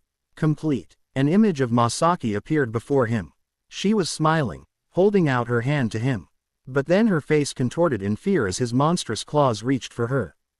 The hunger was overwhelming. He was losing control. The last vestiges of Naruto Uzumaki were being drowned in an ocean of primordial need. He was forgetting her name, her face, the warmth of her kindness. There was only the light of her soul and the need to consume it. Masaki was jolted awake by a sudden, intense cold. Air in the warehouse had dropped by 20 degrees, and her breath plumed in front of her. A wave of chaotic, terrifying spiritual pressure washed over her, pressing down with a physical weight. It was coming from Naruto. She scrambled to her feet and saw him. He was thrashing in his sleep, wrapped in the tarp, his body convulsing. The bone armor was forming and receding over his skin in violent, uncontrolled spasms. A low, agonized growl was rumbling in his chest. He was having a nightmare, but this was more than that. This was a spiritual battle. His energy was a storm, threatening to erupt and bring the entire warehouse down around them. Naruto, she cried, rushing to his side. Naruto, wake up. She grabbed his shoulder to shake him, but yelped as an intense, unnatural cold radiated from his skin. A cold that seemed to suck the very warmth from her bones. He was ice cold to the touch. The hole in his chest was pulsing with a black light, and the hunger she could feel radiating from him was directed. For the first time, at her. It was terrifying. He was trapped, and something was inside his head with him, trying to turn him against her. She had to get him out. Shaking him wasn't working. She had to reach him on a level beyond the physical. Making a decision born of desperation and love, she knelt beside him, placing both of her hands on his chest, right beside the terrifying void. She closed her eyes, took a deep breath, and called upon her power. But she didn't form a bow or an arrow. She didn't summon the destructive, purifying light of a Quincy warrior. She summoned the light of her soul. A gentle, warm, blue-white glow enveloped her hands. It was the essence of her Raryoku, stripped of all offensive intent, a pure, unconditional warmth. She pushed it into him. A transfusion of hope against a tide of despair. It was a tremendous risk. His chaotic, consuming energy could lash out and snuff her out like a candle, or worse, devour her power and use it to fuel his rampage. She ignored the risk. Naruto, can you hear me? She whispered, her voice a lifeline cast into the storm of his mind. It's me, Masaki. You have to fight it. It's not real. What it's telling you is a lie. In the white desert of his mind, Naruto was about to lunge at the illusion of Masaki. The hunger was absolute. He was lost. And then, a light. It wasn't the brilliant, blinding light of a weapon. It was a soft, gentle warmth, like the first rays of dawn after a long, dark night. It bloomed in the center of the bone-white wasteland, pushing back the oppressive darkness. And with the light came a voice. Her voice. Not the twisted, fearful version from the nightmare, but her real voice, filled with warmth and unwavering belief in him. Naruto, it's me, Masaki. What it's telling you is a lie. The voice was an anchor. It was the one, true thing in this world of lies. He clung to it. The image of the terrified Masaki before him flickered. The herald's power was immense, but it was built on despair. On twisting existing truths. It could not create a lie powerful enough to overcome the simple, unvarnished truth of Masaki's compassion. Your attachments are not a weakness, he thought. His own will beginning to surface through the waves of hunger. They are my strength. He resists, the herald's voice stated, a hint of something that might have been surprise in its monotone. The variable is illogical. Love is a chaotic, inefficient emotion. It should not provide such stability. Naruto turned away from the illusion and faced the empty desert. Get out of my head. He roared, and this time, the voice was his own, layered with the echo of the beast, but fundamentally his. He focused on the warmth, on Masaki's light, on her voice. He drew it into himself, not to consume it, but to use it as a shield. He let her belief in him become his own. The bone-white desert began to crack, fissures of warm, blue light spreading across the ground. The flaw will be corrected, the herald's voice said. Its presence beginning to fade. The weaver's design is absolute. This is merely a delay. With a final, shattering roar, Naruto ripped his consciousness free from the nightmare. He gasped, his eyes flying open. He was on his back on the cold concrete floor of the warehouse, Masaki kneeling over him, her hands on his chest, glowing with a soft, warm light. He was drenched in a cold sweat, his body trembling violently. The bone armor that had been flickering over his skin vanished completely. He stared up at her, his blue eyes wide and wild with the residual terror of the dream. He saw the worry on her face, the exhaustion from the effort of pulling him back. Without a word, he sat up and pulled her into a desperate, crushing hug. He buried his face in her shoulder, his large frame shaking. He was holding onto her as if she were the only thing keeping him from floating away into the abyss. Masaki was startled for a moment, then she wrapped her arms around him, holding him just as tightly. "It's okay," she murmured into his hair.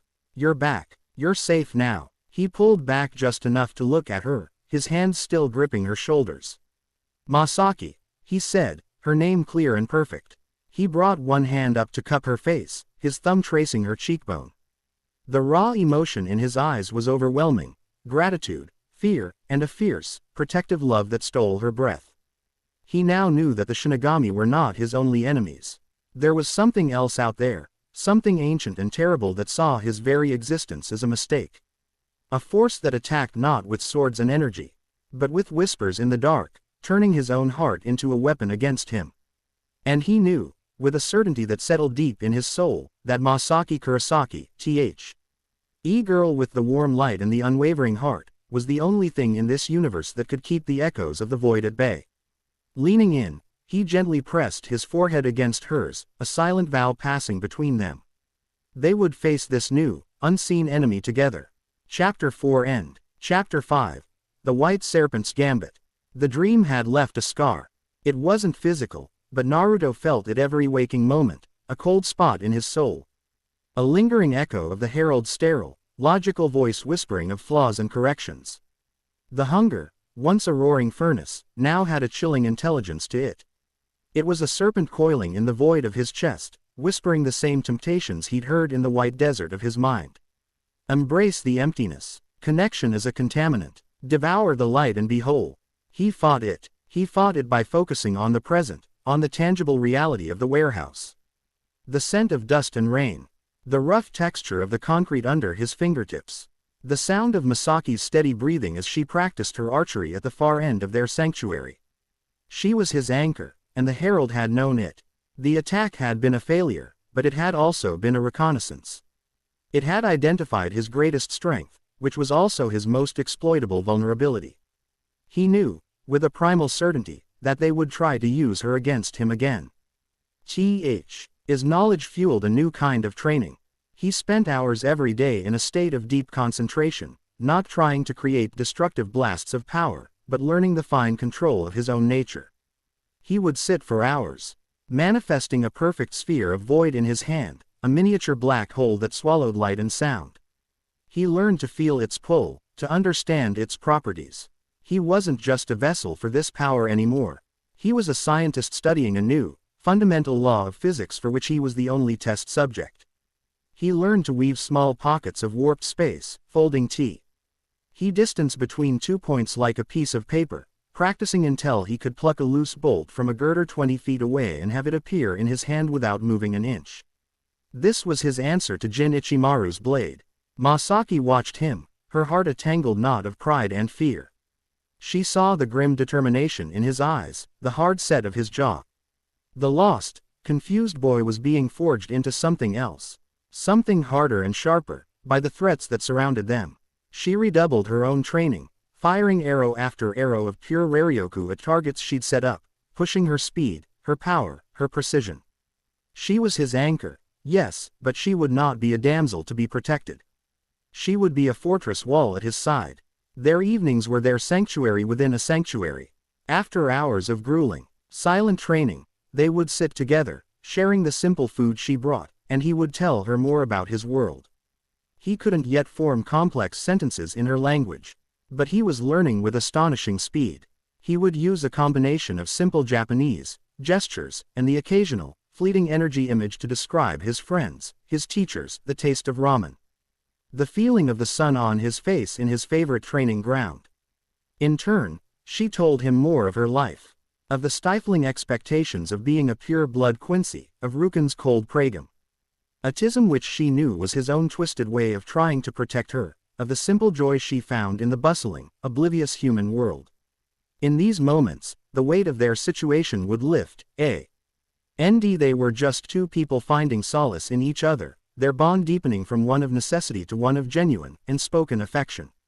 It was a fragile peace, a candle flame cupped in their hands against a gathering storm. And they both knew it.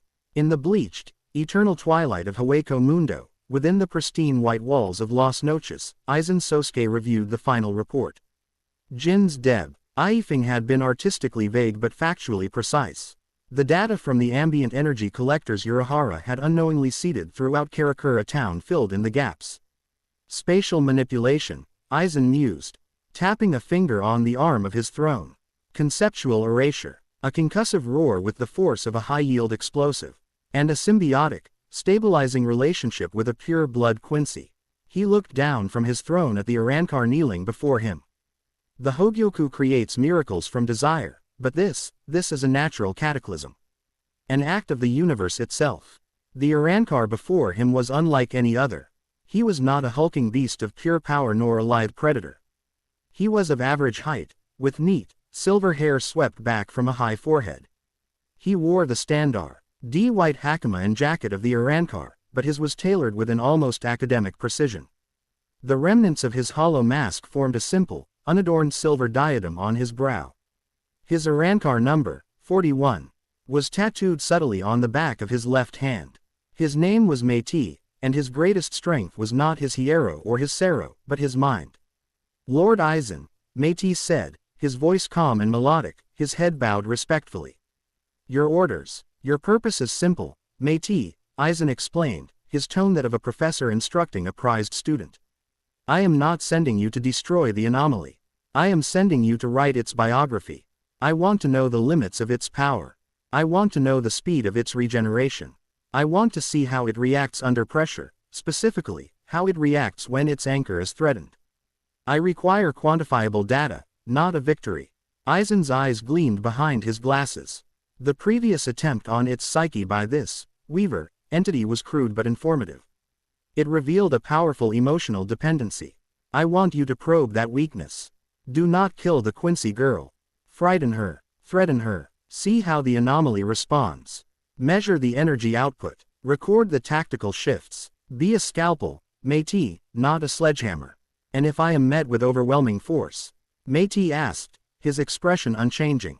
Then you will have succeeded in finding its upper limit. Aizen said with a serene smile. Your survival is secondary to the acquisition of data. Do you understand? Perfectly, Lord Aizen, Meiti replied, a flicker of intellectual curiosity, the Arankar equivalent of excitement. In his eyes, the experiment will be conducted with the utmost precision. He rose, bowed, and turned to leave. As he walked from the throne room, he was already calculating variables, predicting reactions, and designing the parameters of his test. This was not a battle to him. It was the most fascinating field study he could ever have imagined. The attack did not begin at the warehouse. It began at Karakura High School. The school day had just ended, and the grounds were flooded with students, their chatter and laughter filling the afternoon air. Masaki was walking with her friends. A rare moment of normalcy she cherished. She was laughing at a joke when a sudden, sickening chill washed over the area. It wasn't the raw, chaotic pressure of Naruto, but something cold, sharp, and predatory. A hollow, but it felt different, controlled, intelligent. Her friends shivered. Whoa, did the temperature just drop? One of them asked, rubbing her arms. I think I'll head home, Masaki said quickly, her heart beginning to pound. I'm not feeling well. I'll see you tomorrow. She broke away from the group, her senses on high alert. The spiritual pressure was centered on the school's athletic field. She ducked behind the gymnasium, her hand already on her Quincy cross. Don't be a fool, she told herself. Go get Naruto. But then she heard a scream. Not a gasp of surprise, but a raw, terrified shriek. Her choice was made. She vaulted the fence into the athletic field, her Quincy bow flaring to life in her hand. On the far side of the field, near the track, stood Meiti. He looked utterly out of place in his pristine white uniform. He held one of her classmates, a girl from the track team, by the throat, lifting her effortlessly off the ground. The girl was kicking and choking, her face turning purple. "Release her," Masaki yelled, an arrow of brilliant blue light already knocked and aimed at his head. Meiti turned to face her, a dispassionate, curious expression on his handsome face. He completely ignored her classmate, as if the struggling girl in his grasp was nothing more than a tool. "Masaki Kurosaki, the anchor. Your spiritual composition is remarkable. A fascinating confluence of purity and potential." He then glanced at the girl he was holding. "This specimen's terror response is adequate. Shall we escalate?" Without waiting for an answer, he tightened his grip. The girl let out a choked, desperate gurgle.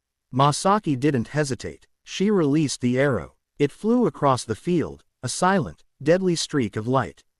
Meiti didn't even try to dodge. He simply shifted his body, allowing the arrow to pierce his shoulder instead of his head. It punched through his flesh with a sick thud. He looked at the glowing shaft protruding from his body with mild academic interest. Heilig file. A velocity of approximately 400 meters per second. Impressive piercing capability, but the destructive energy yield is moderate. He then casually tossed the girl aside. She crumpled to the ground, gasping for air, but alive. He pulled the arrow from his shoulder, the wound closing instantly with a faint hiss of steam. There was no pain on his face, only analysis.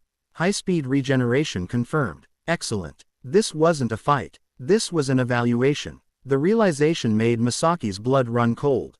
Before she could fire again, a blur of motion streaked across the sky and slammed into the ground between them, cracking the earth.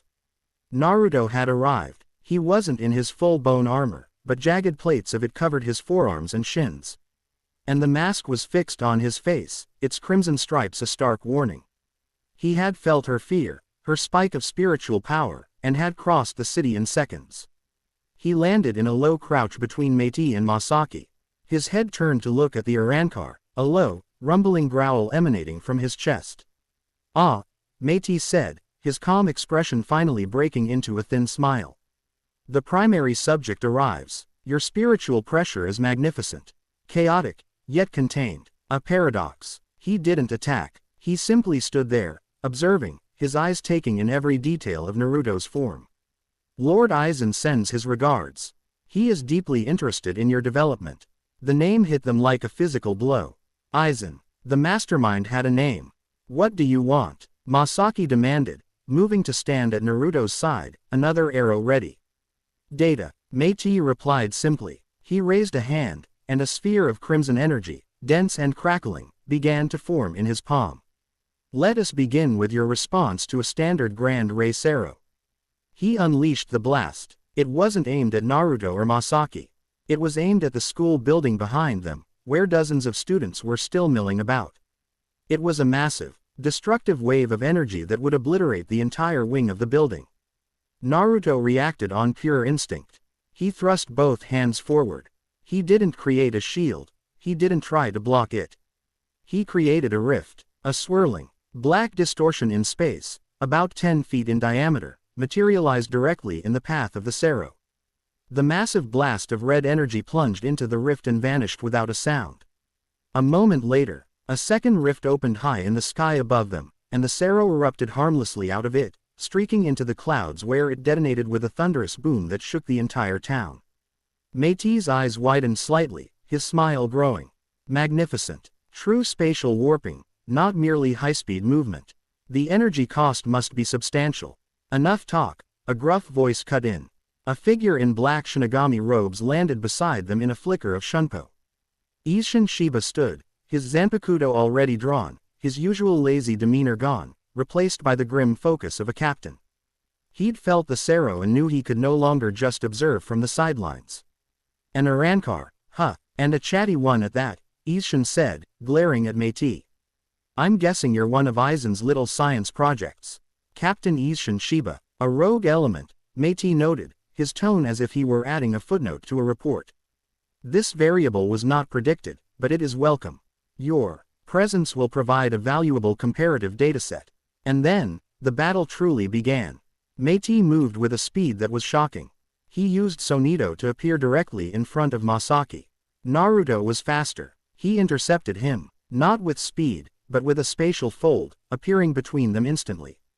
A bone-clawed hand met Meiti's hierro-coated fist, and the resulting shockwave tore up the ground around them. Isshin came in from the side, his blade wreathed in red energy. Getsuga Tensho, he roared, unleashing a wave of power. Meiti disengaged from Naruto and used a flicker of Sonito to evade, but the edge of the blast caught him, tearing a deep gash across his back. The wound steamed and began to heal immediately. Shinigami-based energy attacks are effective, but not decisively so, Meiti commented calmly, as if discussing the weather. The three of them fell into a chaotic, desperate rhythm. It wasn't a coordinated attack. It was three different warriors with a common enemy, their WILDLY different styles clashing and creating openings. Naruto was a close-range brawler, his movements brutally efficient, his spatial warping used for instantaneous dodges and counters. Masaki was their artillery, her arrows harassing Meiti from a distance, forcing him to keep moving, her purifying light clearly causing his regeneration to slow. Isshin was the vanguard, his powerful, wide-arcing S-word strikes keeping Meiti on the defensive. Your teamwork is rudimentary, Meiti observed, parrying a strike from Isshin while simultaneously sidestepping a lunge from Naruto.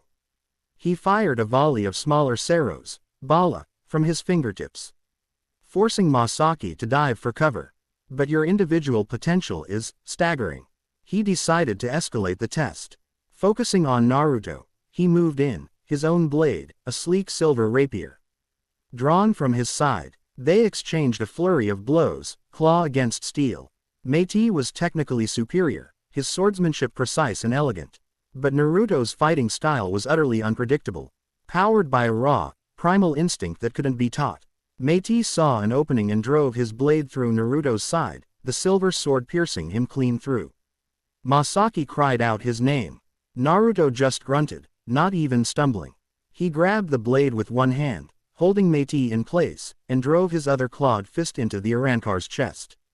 The force of the blow was immense, cracking Meiti's hierro and sending him staggering back, gasping for air. Naruto pulled the sword from his own side and tossed it away, the gaping wound in his torso already beginning to seal with a horrifying black-red energy, closing to nothing in a matter of seconds. Regeneration is absolute, even from a fatal wound, Meiti stated, a genuine hint of awe in his voice. He had the data he needed. Lord Aizen will be ecstatic. He raised his hand, gathering energy for one final, massive sero. But Isshin and Masaki were ready. Now, Isshin yelled. He unleashed his most powerful Getsuga Tensho, a massive, roaring wave of crimson energy. At the exact same moment, Masaki fired her strongest arrow, a shaft of brilliant, concentrated blue-white light. The two attacks flew side by side, but instead of colliding, the Quincy arrow seemed to guide the Shinigami's blast, the two energies resonating, combining into a swirling vortex of red and blue that was far more powerful than the sum of its parts. The combined blast slammed into Meiti before he could fire his sero. The explosion was immense, a blinding flash of violet light that ripped a huge crater in the athletic field. When the light faded, Meiti was still standing, but barely. His left arm was gone, his uniform was in tatters, and his calm, analytical expression was finally gone, replaced by one of grim pain. His regeneration was struggling to close the wounds inflicted by the combined Shinigami and Quincy power. Conclusion. Meiti gasped, a thin trickle of blood running from his lips. Synergistic attacks possess an exponentially higher yield. Fascinating. He reached into his jacket with his remaining hand. Not for a weapon, but for a small, box-like device. He crushed it. A garganta, a black rift to Hueco Mundo, began to tear open the sky behind him. The experiment is concluded, he said, his voice regaining its composure. The data has been collected. He gave them all a final, chilling smile. Lord Aizen thanks you for your cooperation. He sees such potential in you, God of Emptiness, and in your Quincy anchor. With those parting words, he stepped backwards into the swirling darkness of the garganta, which snapped shut behind him, leaving only silence and devastation. The three of them stood in the cratered, smoking field, panting from exertion. The fight was over. The immediate threat was gone. But they had lost. They hadn't been fighting an enemy trying to kill them. They had been lab rats in a cage, prodded and tested by a scientist of unimaginable power and ambition. And D just given him everything he wanted to know. Ishin swore under his breath, running a hand through his hair. Aizen, he muttered. That bastard is behind this. This is bad. This is really, really bad. He looked at Naruto and Masaki. His expression grim. The casual observer was gone for good. He was in this now, whether he liked it or not. Naruto's mask had cracked during the fight, and it crumbled away, revealing his face. Which was a mask of cold fury. He wasn't looking at the sky where the Urankar had vanished. He was looking at the school building, at the terrified faces of the students peering out of the windows. He had protected them, but his very presence had brought this destruction to their doorstep. He and Masaki were no longer just hiding. They were a target, and they had Saint painted a bullseye on the entire town. Chapter 5 End. Chapter 6. A Quincy's Vow. The silence that descended upon the ruined athletic field was heavier than the smoke that coiled into the evening sky. The garganta had snapped shut. A wound in reality healed, but the psychic poison of Meiti's final words lingered. Lord Aizen thanks you for your cooperation. They hadn't been in a fight, they had been unwilling participants in a live fire demonstration. The distant wail of human sirens began to slice through the air, a sound both mundane and jarring after a battle of souls and gods. Ishin Shiba let out a long, weary string of curses, scrubbing a hand over his face. The lazy, half-drunk Shinigami was gone, replaced by a grimly focused captain facing a strategic nightmare. We have to go, now, he commanded, his voice sharp. He looked at the school, where the faces of students and teachers were pressed against the windows like pale, frightened flowers. They can't see us. The memory wiped Kido is a mess on this scale. Naruto didn't need to be told. The mask had crumbled from his face, leaving an expression of cold, simmering fury. But it wasn't directed at the vanished Urankar. It was directed inward. He looked at the crater, at the fear on the human faces, and saw a reflection of his own past. He was the demon fox in the village again, a walking disaster whose very presence brought ruin to the innocent. The herald's voice whispered in the back of his mind, a venomous I told you so. He met Masaki's gaze. Her face was pale, her knuckles white where she gripped her celestial bow, but her eyes were clear and defiant. She wasn't looking at the destruction. She was looking at him, her stare an unspoken declaration. This is not your fault. It was a lifeline, and he clung to it. Where do we go? She asked Ishin, her voice steady. The warehouse is compromised. They know about it now. They know everything now, Ishin corrected grimly. They know his powers, they know his regeneration. They know you're his anchor, and they know we can work together. We just gave Aizen a complete tactical dossier on his #1 target. He glanced at Naruto. Kid, can you move? Naruto nodded, rolling his shoulders. The gaping wound in his side was completely gone, not even a scar remaining. He felt the familiar, gnawing ache of the void demanding to be filled after the massive expenditure of energy. But his will was a steel cage around it. Good. Grab the girl, Ishin ordered. We're leaving my official patrol zone. Aizen will have eyes everywhere in this town now. We need a place that doesn't officially exist. Quote. Naruto moved without hesitation. He swept Masaki up in his arms as if she weighed nothing. She let out a small, surprised gasp but wrapped her arms around his neck, trusting him completely. Her proximity was a balm, the warmth of her soul a quiet hum that soothed the edges of his inner turmoil. Try to keep up, Ishin said, and then he vanished in a flicker of shunpo.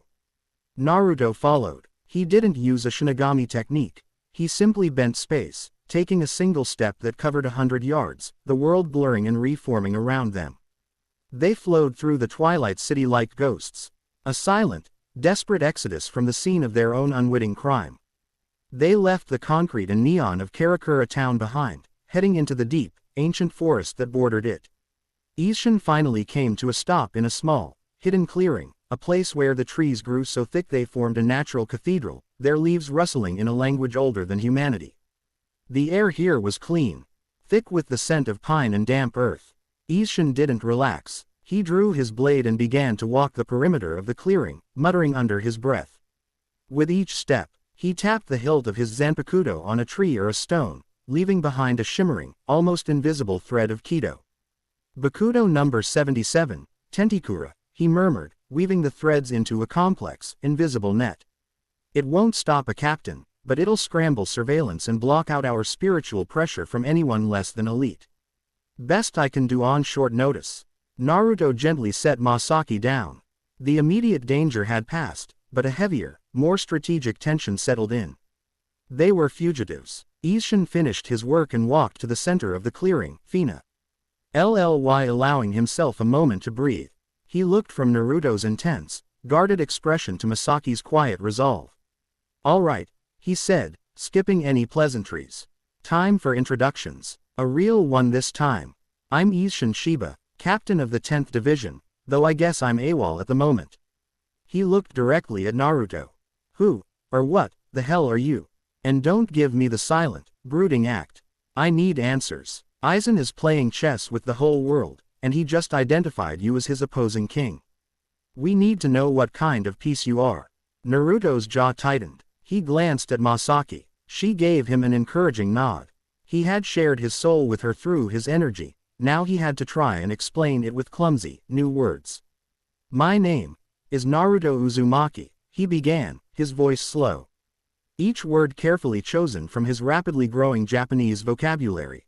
He pointed to himself. "I am not from this world." Over the next hour, with Masaki helping to fill in the gaps and translate the more complex concepts, the story tumbled out. He spoke of shinobi and chakra, of tailed beasts in a great war. He described the seal that had shattered his soul, the merging with the dormant void, and the fall between realities. He didn't use the energy images this time. He forced himself to use words, to make his history solid and real for the Shinigami captain. Isshin listened with an unnerving, focused intensity. He didn't interrupt, didn't question, just absorbed the impossible story. A warrior from another dimension, host to a being of colossal energy, who was then forcibly fused with a primordial god of emptiness. It sounded like a drunken fantasy, but the boy standing in front of him, a boy with a hole in his chest and the power to bend space, was undeniable proof. "A primordial god of hollows," Isshin finally said, testing the weight of the words. He let out a low whistle. "No wonder you feel like that. You're not just a hollow, you're the concept of a hollow made flesh. And Aizen wants to put you under his microscope." He shook his head. "And this other thing, this Weaver, a cosmic god of order trying to correct you." He gave a short, harsh laugh. "Kid, you don't just have bad luck. You've got the worst luck in the entire history of the multiverse." The grim reality of their situation settled over them. They were caught between two forces of unimaginable power. Aizen, the schemer, who wanted to dissect and control Naruto, and the Weaver, the cosmic horror, who wanted to erase him from existence entirely. "So, what do we do?" Masaki asked, her voice cutting through the heavy silence. "We can't just hide here forever." "No, you can't," Isshin agreed. He looked at her, his expression softening with a hint of pity. "And you, young lady, have a problem that's about to come knocking." He pointed back in the direction of the town. "I wasn't the only one who felt that fight.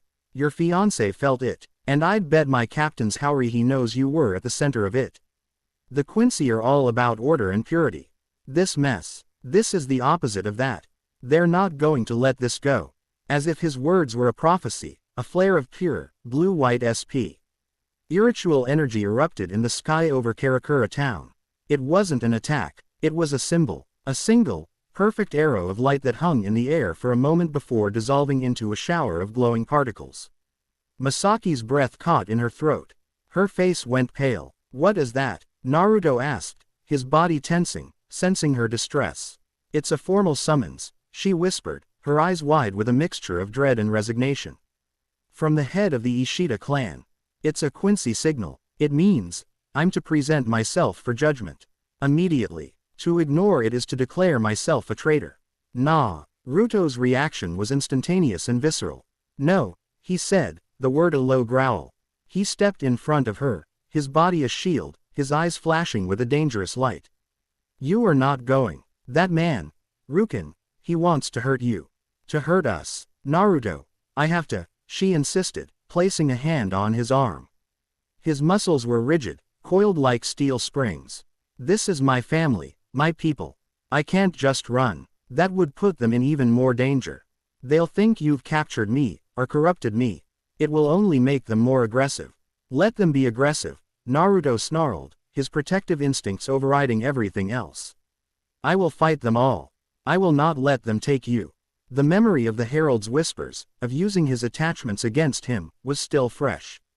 Sending her to his enemies felt like a form of suicide. This isn't a fight you can win with your fists, she argued, her voice rising with passion. It was their first true disagreement, born not of anger, but of a desperate, conflicting need to protect one another. This is about honor, about family. It's something I have to face myself. It's my responsibility, Naruto. Don't you understand? You fought to protect your home. This is me, fighting to protect mine. I have to go. Isshin stayed silent, watching them. This was a battle he had no place in. Naruto stared into her eyes, saw the unwavering conviction there, the sheer force of her will. She was not asking for his permission. She was telling him her decision. He saw the same stubbornness, the same refusal to back down that he saw in the mirror every day. And he knew, with a sinking heart, that he couldn't stop her. To try would be to treat her as a weakness to be sheltered, not the pillar of strength she was. His anger deflated, replaced by a cold, heavy fear. You will come back, he said. It wasn't a question. It was a command, a plea. I promise, she said softly. She reached up and touched his cheek. Wait for me. She turned and, without another look back, began the long walk out of the forest, towards the summons, towards her judgment. Naruto watched her go until her silhouette was swallowed by the trees, a knot of pure dread tightening in his chest. The Ishida family estate was a monument to sterile precision. It was a traditional Japanese compound, but there were no gentle, flowing gardens or whimsical koi ponds. There were only perfectly raked gravel courtyards, flawlessly pruned bonsai trees that looked more like sculptures than living things, and walls of stark white shoji screens.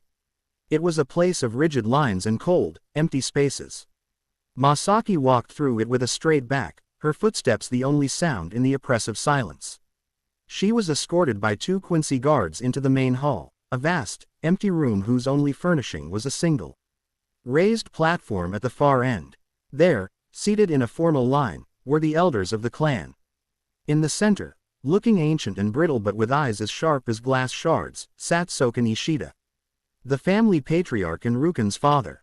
And beside him, his face a mask of cold disappointment, was Ruken. He was not in his school uniform, but in formal, pristine white Quincy robes. Masaki. Soken's voice was a dry rustle. You have come. That shows you have not forgotten all of your duty. I have forgotten none of it, grandfather, Masaki replied, her voice respectful but firm. She stood alone in the center of the huge room, feeling the weight of their collective judgment. Then explain yourself, another elder demanded, his voice sharp. You were seen consorting with a hollow. You allied yourself with a Shinigami. And you were present at the center of the catastrophe at the high school today. A battle that has brought the attention of the Soul Society and worse down upon our home. The being you call a hollow is not what you think, Masaki began.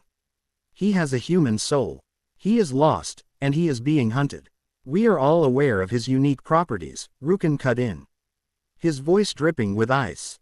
We are also aware that his existence is an abomination, a void given form. He is the antithesis of all that we are. His very presence is a contaminant, and you have wallowed in his filth. You have chosen a monster over your own blood. He is not a monster, Masaki retorted, her control finally slipping. He has more honor and compassion in him than anyone in this room. The elders gasped at her audacity. Soken raised a hand, silencing the murmurs. Your emotions have clouded your judgment, child. You have been tainted, corrupted by this creature's chaotic influence. But you are a pure blood, the last of your line. Your blood is too precious to be squandered. Therefore, we offer you a path to redemption. Ruken stood, his handsome face a mask of cold, regal authority. He looked down at her, the girl he had been promised to, the girl he might have even loved in his own controlled way. This is the judgment of the Ishida clan, he declared, his voice ringing with finality. You will renounce this creature. You will sever all ties to it and to the rogue Shinigami. And you will lead our purification squad to its location so that this blight upon our world may be cleansed. Do this, and your transgressions will be forgiven. You will undergo a ritual of cleansing, and you will resume your duties to this family, as my wife. We are offering you salvation, Masaki. Choose it. The air was thick with the weight of their ultimatum. This was her last chance. A path back to the life she was born for, to her family, her legacy. All she had to do was betray Naruto. Masaki looked at their faces.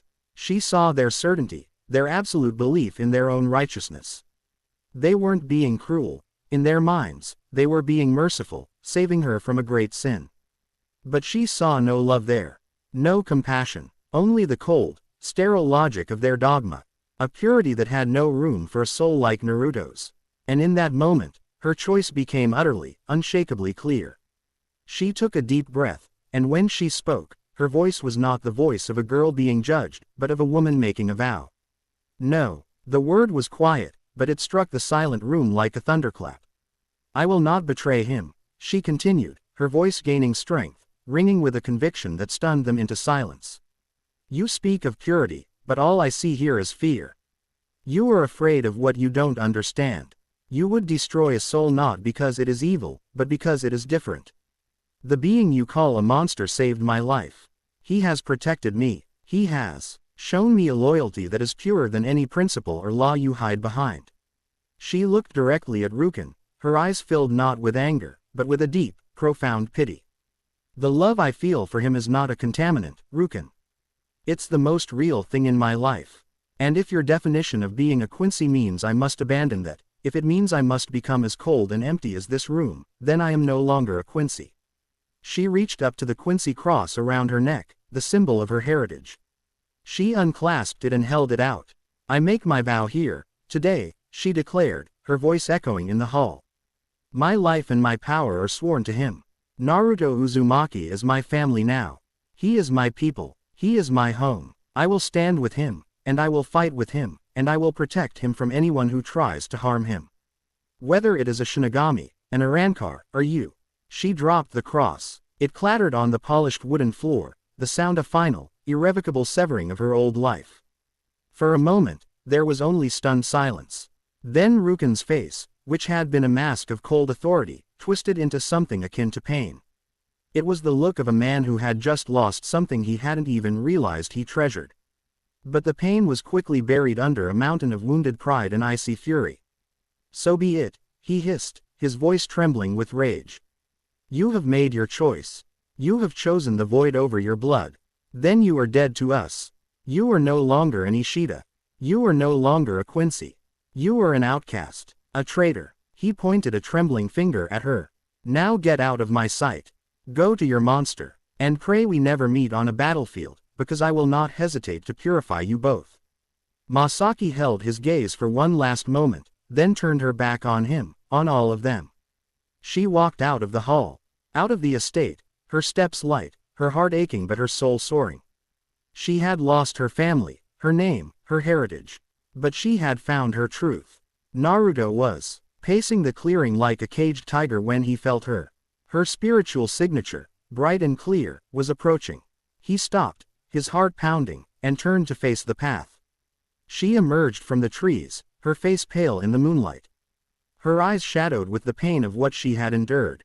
But behind the pain was a new strength, a fierce, unbreakable resolve.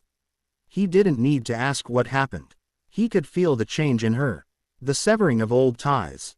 He saw the faint bruising on her neck where her cross had once lain. He rushed to her, stopping just short, his hands hovering, unsure of how to comfort her. She looked up at him, and a single tear traced a path down her cheek. I have nowhere else to go, she whispered. That broke him. He closed the distance and wrapped his arms around her, pulling her into a fierce, protective embrace. He held her as she finally let out a shuddering sob, the emotional toll of her sacrifice crashing down on her.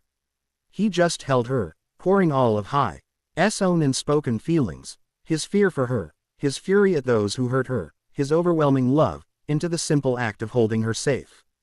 As he held her, something inside him shifted. The cold, ravenous void in his chest, the hunger of the hollow god, did not vanish. But for the first time, it was answered not with a snack of mortal food, but with the boundless feast of his own emotion. His desire to protect her, To be her sanctuary as she had been his, was a force more powerful than the hunger. A new energy bloomed within him. It wasn't the chaotic, consuming red and black Ryutsu of the hollow. It was a soft, gentle, golden light.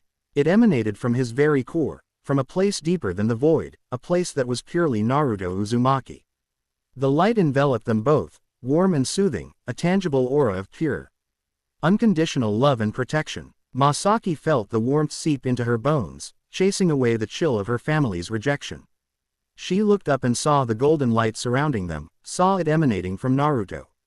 She saw the fierce love in his eyes and knew, with absolute certainty, that she had not lost a home.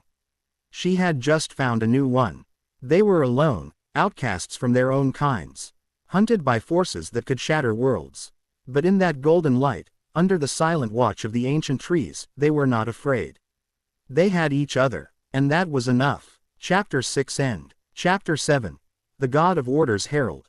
2 days passed in a world shrunk to the size of a single forest clearing. The Kido net Isshin had woven held firm, a shimmering, invisible dome that tee them off from the prying eyes of their myriad enemies. It was a cage and a sanctuary in equal measure. In that quiet pocket of stolen time, Naruto and Masaki existed not as a cosmic anomaly and his Quincy anchor, but simply as themselves. The weight of her family's disownment was a palpable grief, but it was a clean wound, and in Naruto's unwavering presence, it was already beginning to scar over.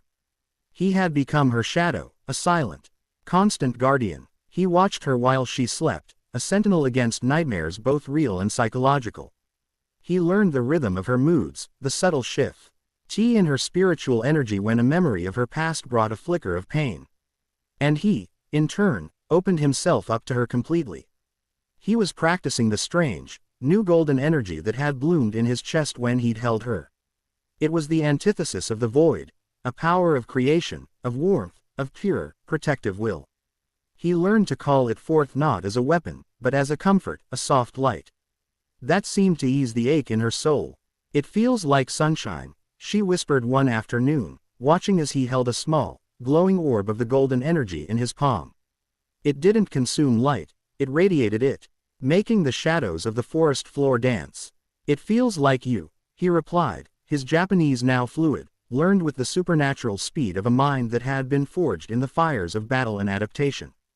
Their peace was a fragile, beautiful thing, and Isshin Shiba, for his part, tried his best not to intrude upon it. He spent most of his time perched in the high branches of a cypress tree on the edge of the clearing, chain smoking and keeping watch.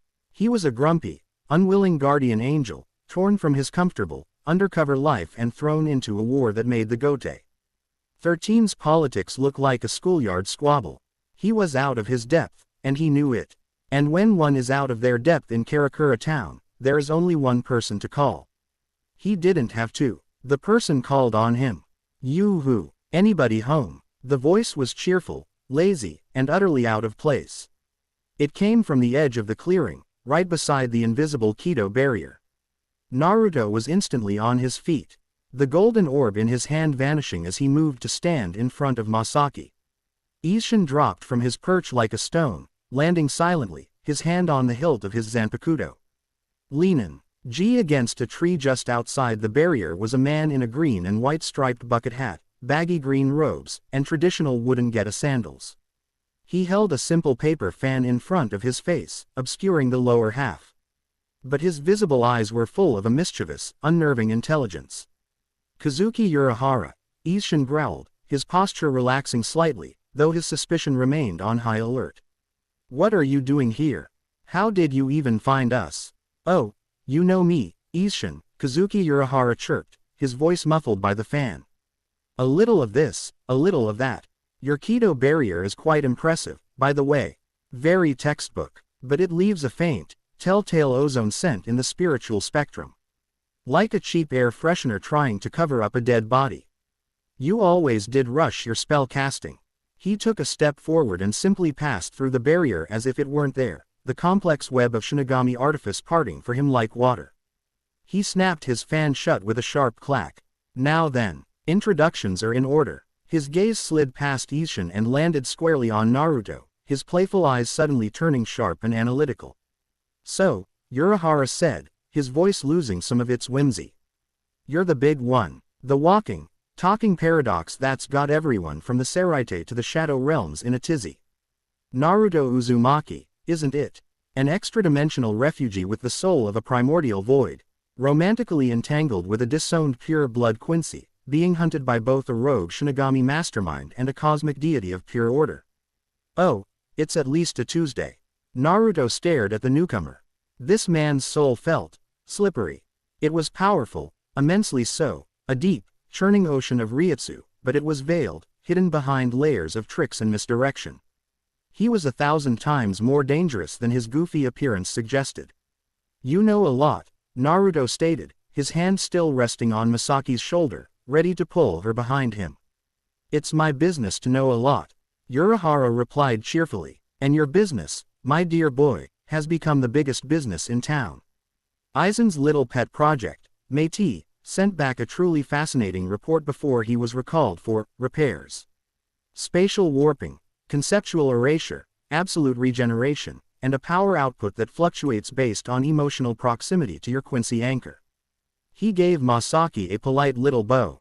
A pleasure to meet you, Miss Kurosaki. Your recent declaration at the Ishida estate was remarkably brave. Caused quite the stir. Masaki flinched. How could you possibly know about that? Walls have ears, Urahara said with a wink. Especially when you plant the bugs yourself. The point is, you two are in a situation that is spiraling out of control with spectacular speed. NWH. I normally enjoy watching chaos unfold. This particular brand threatens my shop, my town, and my rather comfortable retirement. So, I'm here to offer my services. Think of me as a consultant. Before anyone could respond, it began. It wasn't a sound or a tremor. It was a subtraction. The chirping of the cicadas in the forest abruptly stopped. Not faded, but ceased, as if they had never been chirping at all. The gentle breeze that had been rustling the leaves died, the air becoming perfectly, unnaturally still. Then, the color began to drain from the world. The vibrant green of the leaves desaturated to a dull olive, then to a flat gray. The rich brown of the earth became the color of ash. What is this? Isshin demanded, his hand tightening on his sword. Urahara's playful demeanor vanished completely, replaced by a razor-sharp focus. It's here, he said, his voice low and serious. The second one. The real one. Naruto felt it in his very core. The herald from his dream had been a psychic probe, an assassin of the mind. This was something else entirely. It was a presence that didn't just exert pressure on the world, it exerted logic. A cold, sterile, absolute logic that was actively rewriting the laws of physics around it. The very concept of chaos was being systematically deleted from reality. It's in the center of town, Masaki whispered, her spiritually aware senses reeling from the sheer wrongness of it all. Right in the main shopping district. Of course it is, Urahara muttered, snapping his fan open again. Maximum potential for correction. It's not trying to hide. It's trying to establish a beachhead. He looked at Naruto. Well, Mr. Uzumaki, it seems your other stalker has decided to make a house call. Are you ready for the final exam? There was no choice. They moved. Urahara and Isshin in a blur of shunpo, Naruto with Masaki in his arms, tearing through the gray, silent world with his spatial folds. They arrived on a rooftop overlooking the Karakura Central Plaza, and what they saw stopped them cold. The plaza was the epicenter of the effect. Everything within a 500-meter radius was a perfect, silent, monochrome world. People were frozen mid-stride. Their clothes drained of color, their faces locked in expressions of placid emptiness.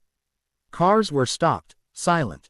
A fountain spray was frozen in the air, each droplet a perfect, motionless gray sphere. It wasn't destruction, it was stasis. It was a logic plague that had overridden the messy, chaotic code of reality with something clean, orderly, and dead. And in the very center of it all stood the herald. It was not a monster. It was not a warrior. It was a 7-foot-tall figure that seemed to be made of polished, white porcelain and interlocking geometric shapes. It had no face, only a smooth, featureless ovoid for a head. It had a humanoid shape, but its joints moved with the unnatural, perfect precision of a machine. It did not radiate power in a way they could sense, it simply was. A fundamental law of the universe given temporary, mobile form. It held a single, long, crystalline staff that hummed with a low, subaudible frequency that made their teeth ache. As they watched, the herald, the axiom, as the concept screamed in Naruto's mind, tapped its staff on the ground. A wave of pure order radiated outwards. A nearby lamppost didn't explode or melt. Its form simplified. The ornate metalwork smoothed out, the curves straightened, until it was nothing more than a perfect gray cylinder. The complex chemical reactions of the lightbulb ceased, and it became an inert sphere of glass. The axiom was correcting the unnecessary complexity of the world. And then, another figure appeared on an adjacent rooftop. A blur of white and blue, a flare of pure Quincy Raryoku.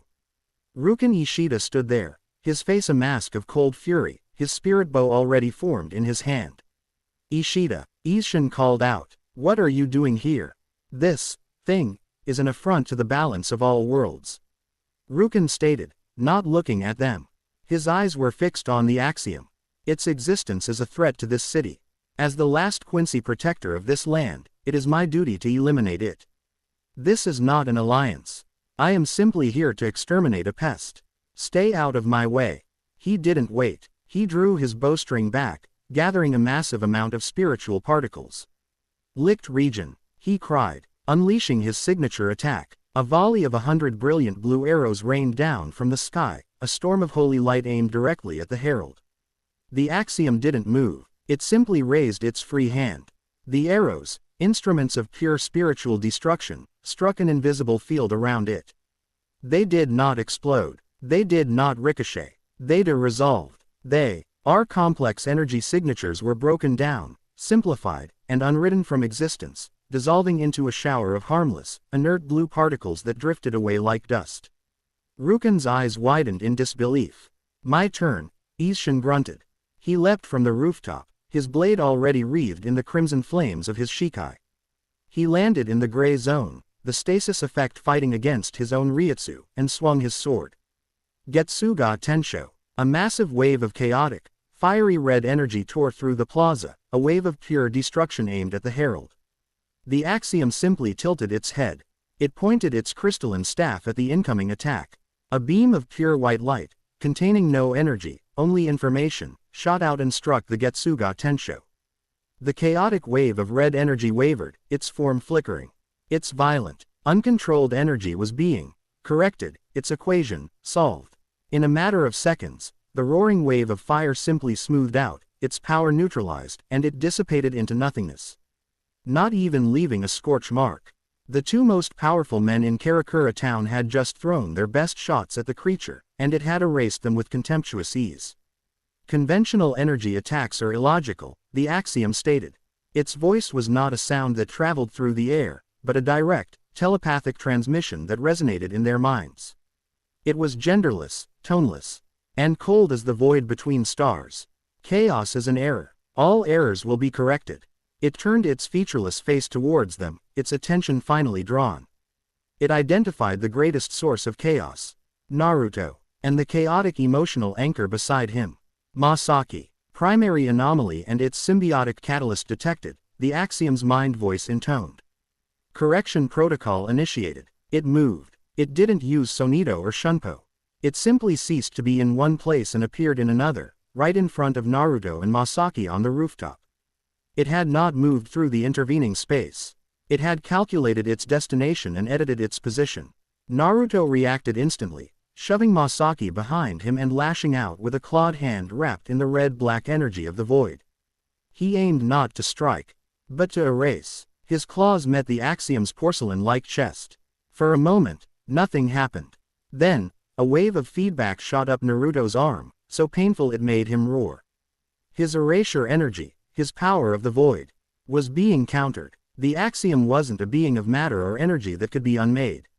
It was a concept. Trying to erase it was like trying to punch a mathematical theorem.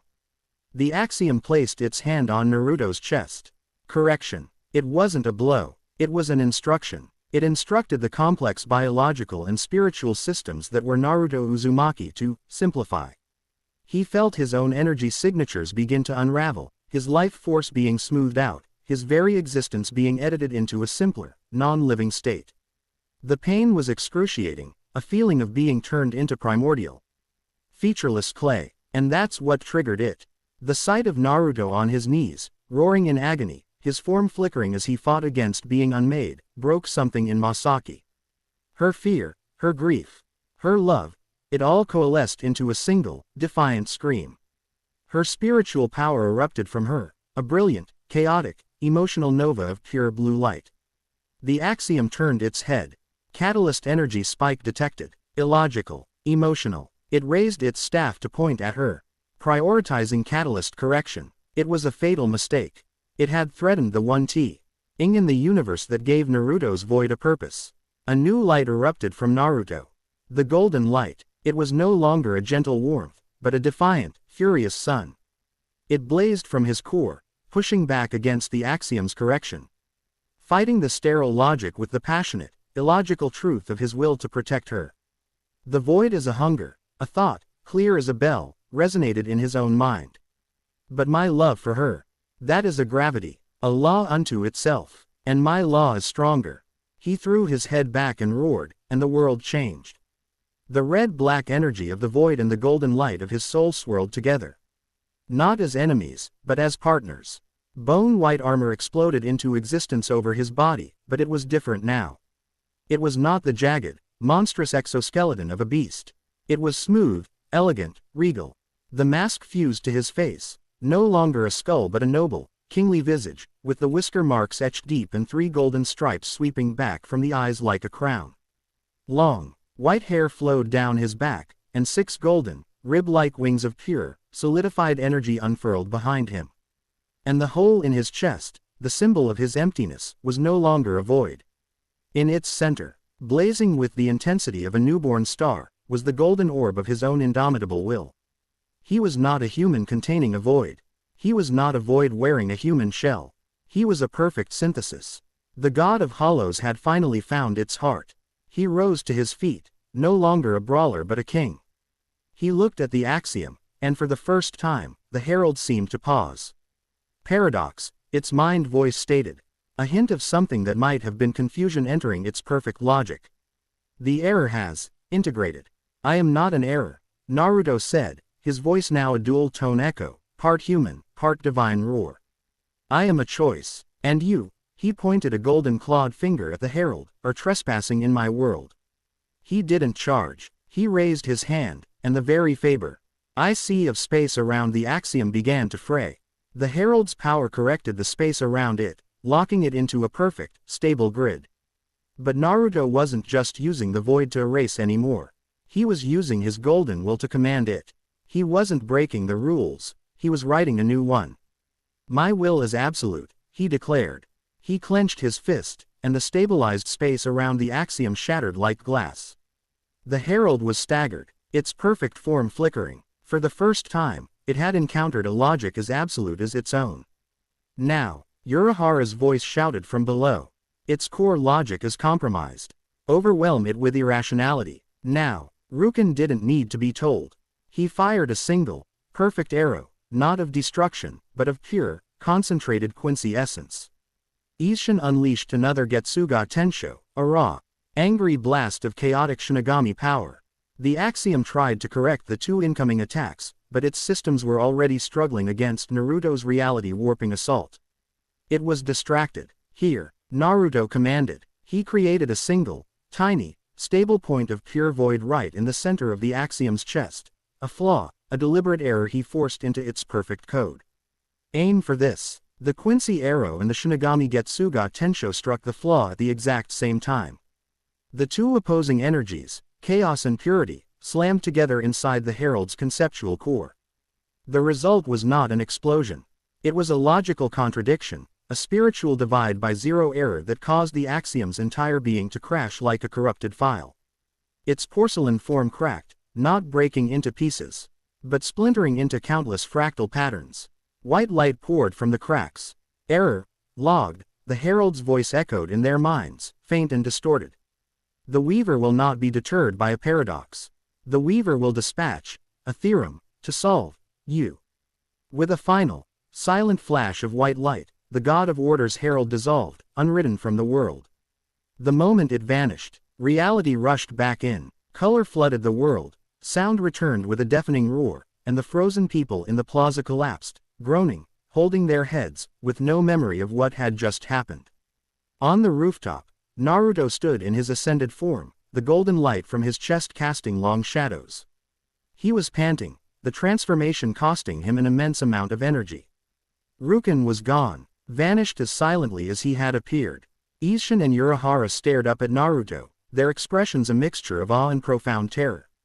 They had won. They had faced a god of logic and beaten it with the sheer, irrational power of a boy's love for a girl. But the victory felt hollow. The Weaver now knew what Naruto was capable of. And its next herald wouldn't be a simple agent of correction. It would be a theorem. A walking, irrefutable proof designed to demonstrate, once and for all, that Naruto Uzumaki's existence was mathematically, cosmically, and absolutely impossible. Chapter 7 End. Chapter 8. An Unholy Alliance. The golden light receded, the regal, bone-white armor dissolved like smoke, and the 6 ethereal wings folded into nothingness. Naruto staggered, the sheer, crushing exhaustion of his ascended form hitting him like a physical blow. The power was still there, a warm, steady star in the center of his chest where the void had once been a gaping maw. But wielding it had scraped his reserves down to the bone. He fell to one knee, his breath coming in ragged, heavy gasps. Masaki was at his side in an instant, her hands on his shoulders, her own spiritual energy a steadying presence. "Naruto, are you all right?" "I'm fine," he managed, his voice raw. "Just tired. It takes a lot." Below them in the plaza, the world was rebooting. People were picking themselves up, confused, disoriented. Their minds a jumble of missing time and a lingering, inexplicable dread. The memory-erasing properties of the Axiom's defeat were a chaotic, messy blessing. No one knew what had happened. But the entire city felt as if it had woken from a collective nightmare. On the rooftop, the silence was a different kind of heavy. It was the silence of minds struggling to process the impossible. Isshin Shiba stared at the spot where the herald had vanished, his cigarette forgotten between his fingers, its ash growing long and delicate. He had witnessed a battle between a mathematical concept and a feeling. He wasn't sure which was more terrifying. Kazuki Urahara, however, was already moving past awe and into calculation. He snapped his fan shut with a decisive thwack, the sound cutting through the stupor. "Well," he said, his voice brisk and businesslike, all traces of the goofy shopkeeper gone. "That was a truly spectacular paradigm shift. Class 7 cosmic entity, defeated by a novel emotional existential counter-logic. I'll have to write a paper on it." He turned his sharp gaze on Naruto and Masaki, then on Isshin. "Unfortunately, we do not have time to celebrate our improbable victory against the laws of physics." The entity's final transmission was quite clear. "It's sending a theorem next. That is a significant escalation. An axiom is a foundational statement assumed to be true. A theorem is a statement that has been proven to be true using a series of logical steps and axioms. It won't be coming to correct us. It will be coming to prove, irrefutably, that we are wrong to exist. And what in the hell are we supposed to do about that?" Isshin growled, finally finding his voice. "We barely survived that thing. Rukin vanished, and the 3 of us are running on fumes. We can't fight a god every other week." "No," Urahara agreed, his eyes glinting with a dangerous, manic energy. "We can't. Not alone." He walked to the edge of the rooftop, looking out over the recovering city. The axiom's appearance was not subtle. The energy signature of its arrival and subsequent correction of reality would have been visible from the Seraite. The Ishida clan's deep-range sensors would have recorded it, and a certain snake in a bleached white desert would have found it utterly fascinating. He turned back to them, a plan already fully formed behind his deceptively lazy eyes. "This Weaver is no longer your private boogeyman, Naruto-kun. It has just declared, in no uncertain terms, that it is willing to put this entire reality on the chopping block to get to you. That makes it everyone's problem. And when you have a common enemy that threatens mutual annihilation, you don't get to be picky about your allies." A cold dread settled over Masaki. She knew what he was suggesting. "You can't be serious, Urahara-san. You want to talk to them. After everything they've done. Them. My dear Miss Kurosaki, I want to talk to all of them. Urahara said with a chillingly cheerful smile. The Gote 13, who see Naruto as a monster to be slain. The Quincy, who see him as a contaminant to be purified. And yes, even Sosuke Aizen, who sees him as a specimen to be dissected. He spread his hands wide. I am going to invite them all to a party. A lovely little summit. And you too, he gestured to Naruto and Masaki, are the guests of honor. The message to the Seraite was not a request. It was a statement of fact, delivered via a black hell butterfly that Urahara had apparently kept in his hat. It was addressed directly to Head Capt. Ain Yamamoto and contained only 3 things. A detailed energy reading of the Axiom's manifestation, a short, precise analysis of its reality warping capabilities, and a single, stark warning, it is coming back, stronger. Your politics are irrelevant in the face of oblivion. A council is not a choice, it is a necessity. Attend or be erased. Yamamoto, having already received a frantic, borderline, incoherent report from a shaken Byakuya Kuchiki and a deceptively calm Jin Ichimaru, saw the truth in the stark message. The Gote 13 had faced traitors, monsters, and rebels. They had never faced a sentient mathematical equation from outside of reality. He agreed to send a delegation, one that could assess the situation with both wisdom and tactical acumen, Captains Shunsui Kyoraku and Jashiro Yukitaki. The message to Ruken Ishida was delivered by a small, clockwork doll that scurried into his hospital's private office. It simply laid a data chip on his desk containing the recording of the axe. IOM's final words, the Weaver will dispatch a theorem to solve you, and then dissolved into dust. For a man like Ruken, whose entire worldview was based on logic and predictable outcomes, a threat that defined itself in mathematical terms was the ultimate horror. His pride was a formidable thing, but his pragmatism was stronger. He would attend. The most audacious invitation was the one sent to Aizen. Urahara opened a private, encrypted communication channel he had built as a backdoor into Hawako Mundo's systems years ago, a contingency for a day he had hoped would never come. His message was simple, an appeal to the one thing he knew Aizen valued above all else, his own ambition. Sosuke Aizen, a third power has entered the game. It does not wish to conquer our reality, it wishes to delete it. Your plans for godhood are predicated on the existence of a reality to rule. Come to the table, observe your rivals, analyze the new threat, or have your grand schemes undone by a force you did not account for. In the white throne room of Las Noches, Aizen read the message on a holographic screen, a slow, intrigued smile spreading across his face. Urahara Kazuki, always the clever one. It was a perfect trap, and a perfect opportunity. He would not attend, of course. But he would send his eyes and his voice. He knew exactly who to dispatch. 2 days later, the council convened. The location was Urahara's masterpiece of paranoia. A perfect replica of the meeting hall in the 1st Division barracks, built in a sealed, timeless pocket dimension hidden 1,000 feet beneath his candy shop. The air was still, sterile, and thick with a tension that was close to suffocating. They sat around a large, rectangular table of dark, polished wood. At one end sat Shunsui Kyoraku and Jashiro Yukitaki. Shunsui's lazy demeanor was a thin veneer over a hawk's watchfulness. Yukitaki's gentle face was etched with a grave seriousness. On their right sat Ruken Ishida, alone, dressed in a stark white suit. He looked as if he had been carved from ice, his posture rigid, his expression a mask of controlled contempt. He refused to look at anyone, his gaze fixed on the wood grain of the table.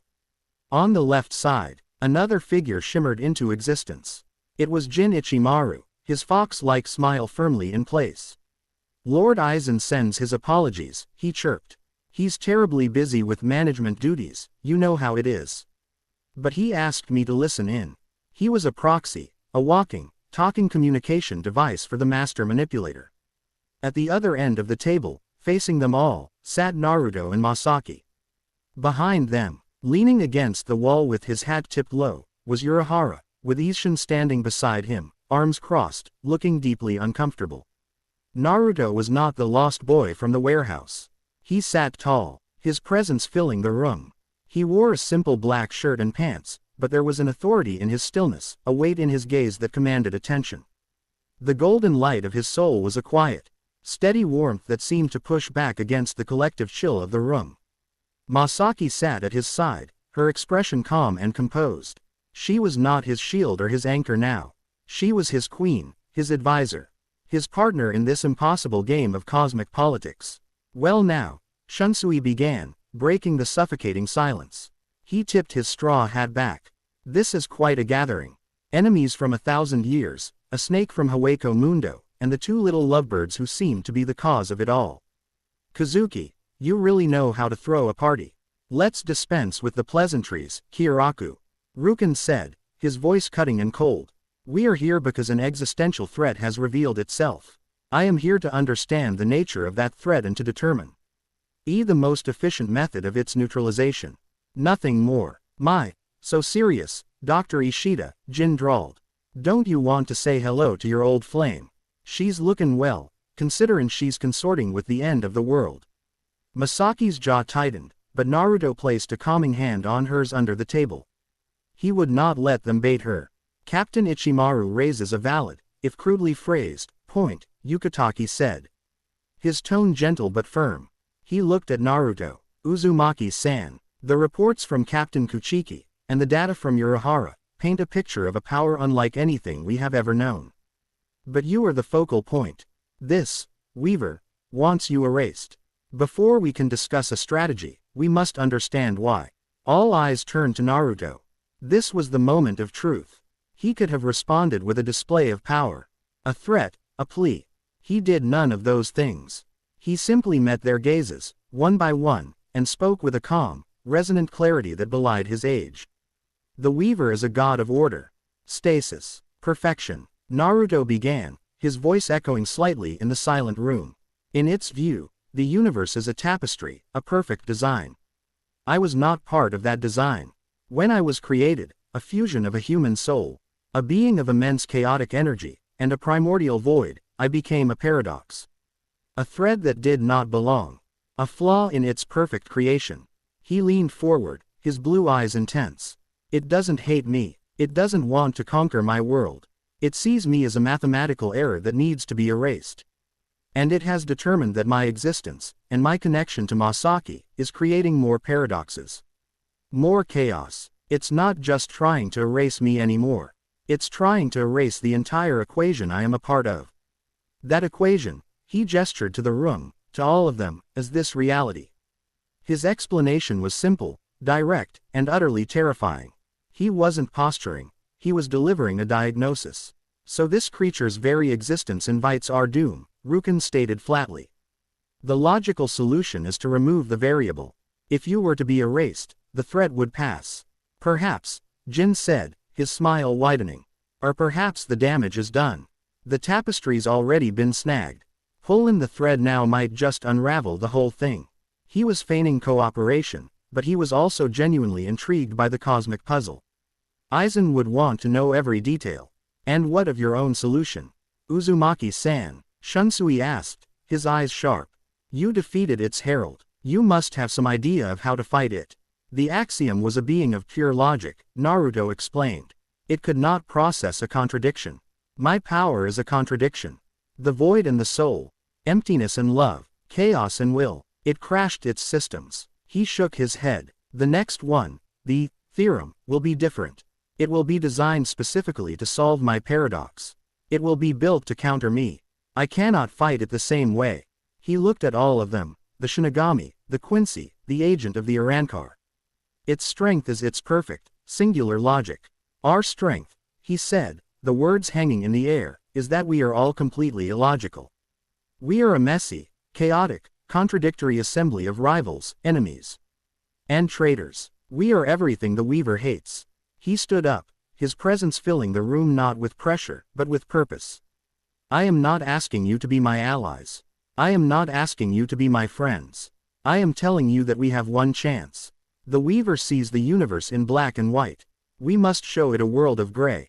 We must show it a level of chaos, of paradox, of unholy alliance that it simply cannot compute. You want us to pool our resources, Yukitake breathed, understanding the sheer, audacious scope of the proposal. Shinigami Kido, Quincy's spiritual absorption. Even hollow Sero, all combined. You want to fight a theorem by becoming a cacophony, Rukin surmised, a flicker of something that might have been grudging respect in his eyes. Exactly, Naruto confirmed. We fight its perfect logic with our perfect chaos. We live to hate each other tomorrow. Silence descended upon the room. The proposal was insane. It was a violation of 1,000 years of hatred, of fundamental laws, of personal vendettas. It was also the only plan they had. Shunsui Kyoraku slowly removed his straw hat and placed it on the table. He looked at Yukitake, who gave a slight, solemn nod. The head captain will not be pleased, Shunsui said with a sigh. But he is a pragmatist. Annihilation is bad for morale. The Gote 13 will contribute its knowledge. For now, Rukin closed his eyes for a long moment. The Quincy archives on souls of abnormal composition may be relevant. I will provide what is necessary for the preservation of the human world. Jin Ichimaru let out a little chuckle. Lord Aizen is always interested in collaborative research projects, especially when they involve such fascinating subjects. You can count on us to, shall we say, observe, with great interest. It was a non-committal commitment, a promise of espionage masquerading as aid, which was exactly what everyone expected. The unholy alliance was formed, not with a handshake or a vow, but with a series of grudging, self-serving declarations in a hidden room, witnessed by a boy who was not of their world. It was a fragile, volatile truce, a house of cards built on a foundation of shared terror. As the meeting concluded and the representatives departed one by one, Jin gave Naruto a final, chilling smile before vanishing. Rukin left without another word, the chill of his presence lingering. Shunsui and Yukitake gave a final, formal bow before passing through a senkaimon. Naruto, Masaki, Isshin, and Urahara were left alone in the silent replica of their enemy's hull. Well, Urahara said, snapping his fan open, that went about as well as I could have possibly expected. No one tried to kill anyone. Naruto slumped back into his chair, the adrenaline of the confrontation fading, leaving him weary. He had just become the unwilling leader of a coalition of beings who, just a week ago, would have killed him on sight. They had an alliance, but it was an alliance of wolves, snakes, and lions. And he was the lamb they had all agreed not to eat until the bigger monster was dealt with. Masaki placed her hand on his, her warmth a steady, reassuring presence. They had their truce. Now, the real work began, preparing for a war against God. Chapter 8 End. Chapter 9. Heart of the Hollow. The days following the unholy alliance were a strange symphony of frantic preparation and unnerving silence. Urahara's hidden sub-basement became the nexus of a desperate, multi-world research project. It was a space that defied physics, larger on the inside than out, filled with glowing screens. Chalk-scrawled equations on every available surface, and the constant, humming thrum of barely stable keto tech. The truce held, but only through the sterile medium of data packets and couriers. There were no more face-to-face meetings, the animosity was too raw for that.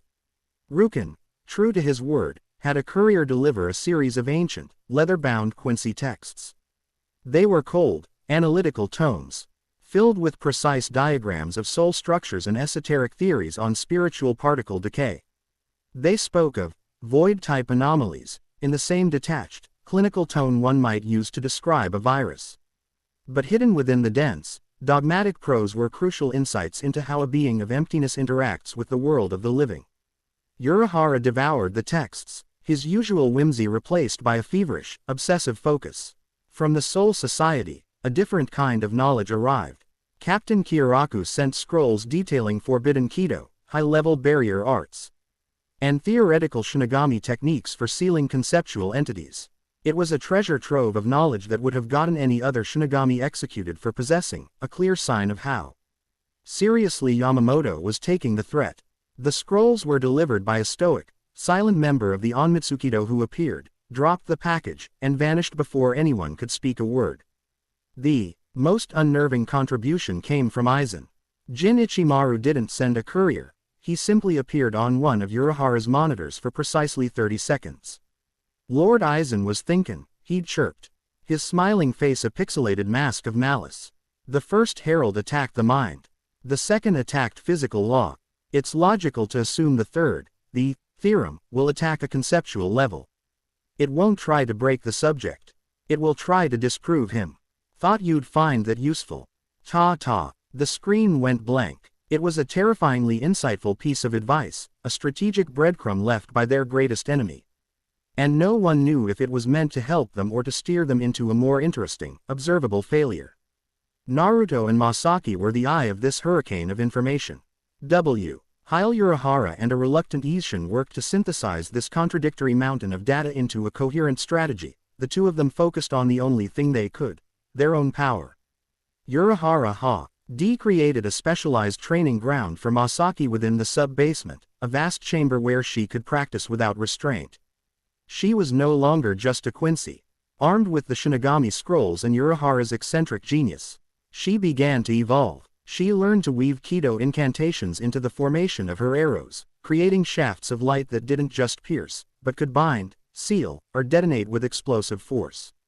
She was combining the rigid, particle-based power of a Quincy with the fluid, will-based art of the Shinigami, becoming a hybrid warrior the likes of which the world had never seen. Naruto's training was quieter, far more internal. He spent hours in a meditative state, his legs crossed, his hands resting on his knees, floating a few inches above the floor in the center of a silent chamber. He was not trying to increase his power, he had more than enough of that. He was trying to understand the new engine inside him. The void was still there, a perfect, absolute emptiness. But the golden star of his soul, his will, now sat at its center, a stable, unwavering point of gravity. He was learning how the two forces interacted, how to draw on the void's power of erasure without succumbing to its hunger. How to fuel the golden light of his will without exhausting his soul. He was a universe unto himself, and he was learning its laws. But with each passing day, the unspoken weight between them grew. They were preparing for a battle that no one, not even Urahara, could guarantee they would survive. The end of the world had a deadline, and it was fast approaching. It was late on the fourth night. The frantic energy in the rest of the facility had died down to a low hum. Isshin was asleep on a cot, snoring like a bear.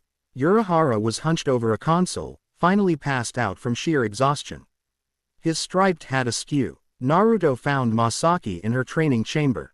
She had stopped shooting. She was just standing in the center of the vast, scarred room, her bow held loosely in her hand, staring at a wall that was pockmarked and scorched from her practice.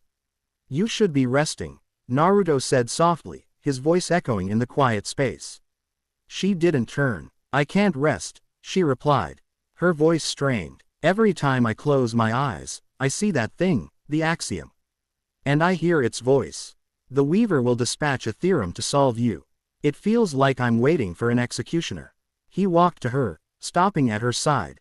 He looked at the wall, at the evidence of her fear and her fury. "I know the feeling." They stood in silence for a long moment, two years in the quiet hours before a battle that could be their last. "Naruto," she said, finally turning to face him, her eyes shining with unshed tears. If we don't make it through this, I want you to know." "Don't," he interrupted, his voice gentle but firm. He reached out and took her hand, his fingers lacing with hers. Her hand was cold. "Don't talk like it's already over.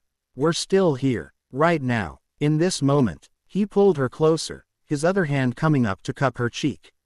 "I spent my whole life fighting to be seen," he said, his voice a low, intense whisper. "Fighting for a place to belong. I thought it was a title, a village. I thought it was about being the Hokage." He shook his head, a small, sad smile on his lips. "I was wrong. It was never a place. It was a person." He leaned in, his forehead resting against hers. "My home is wherever you are, Masaki. That's what I'm fighting for. Not to save the world. Not to prove I exist. I'm fighting for tomorrow morning. For the chance to see you smile. For a future where we don't have to hide in a basement." Her breath hitched, and a single tear finally escaped, tracing a path down her cheek. "I love you, Naruto," she whispered. The words she had held back for so long finally breaking free. "I love you so much." "I love you, too," he said, his voice thick with an emotion so powerful it felt like it could shatter him. He kissed her then, a kiss that was not born of frantic passion, but of a deep, profound, and desperate certainty.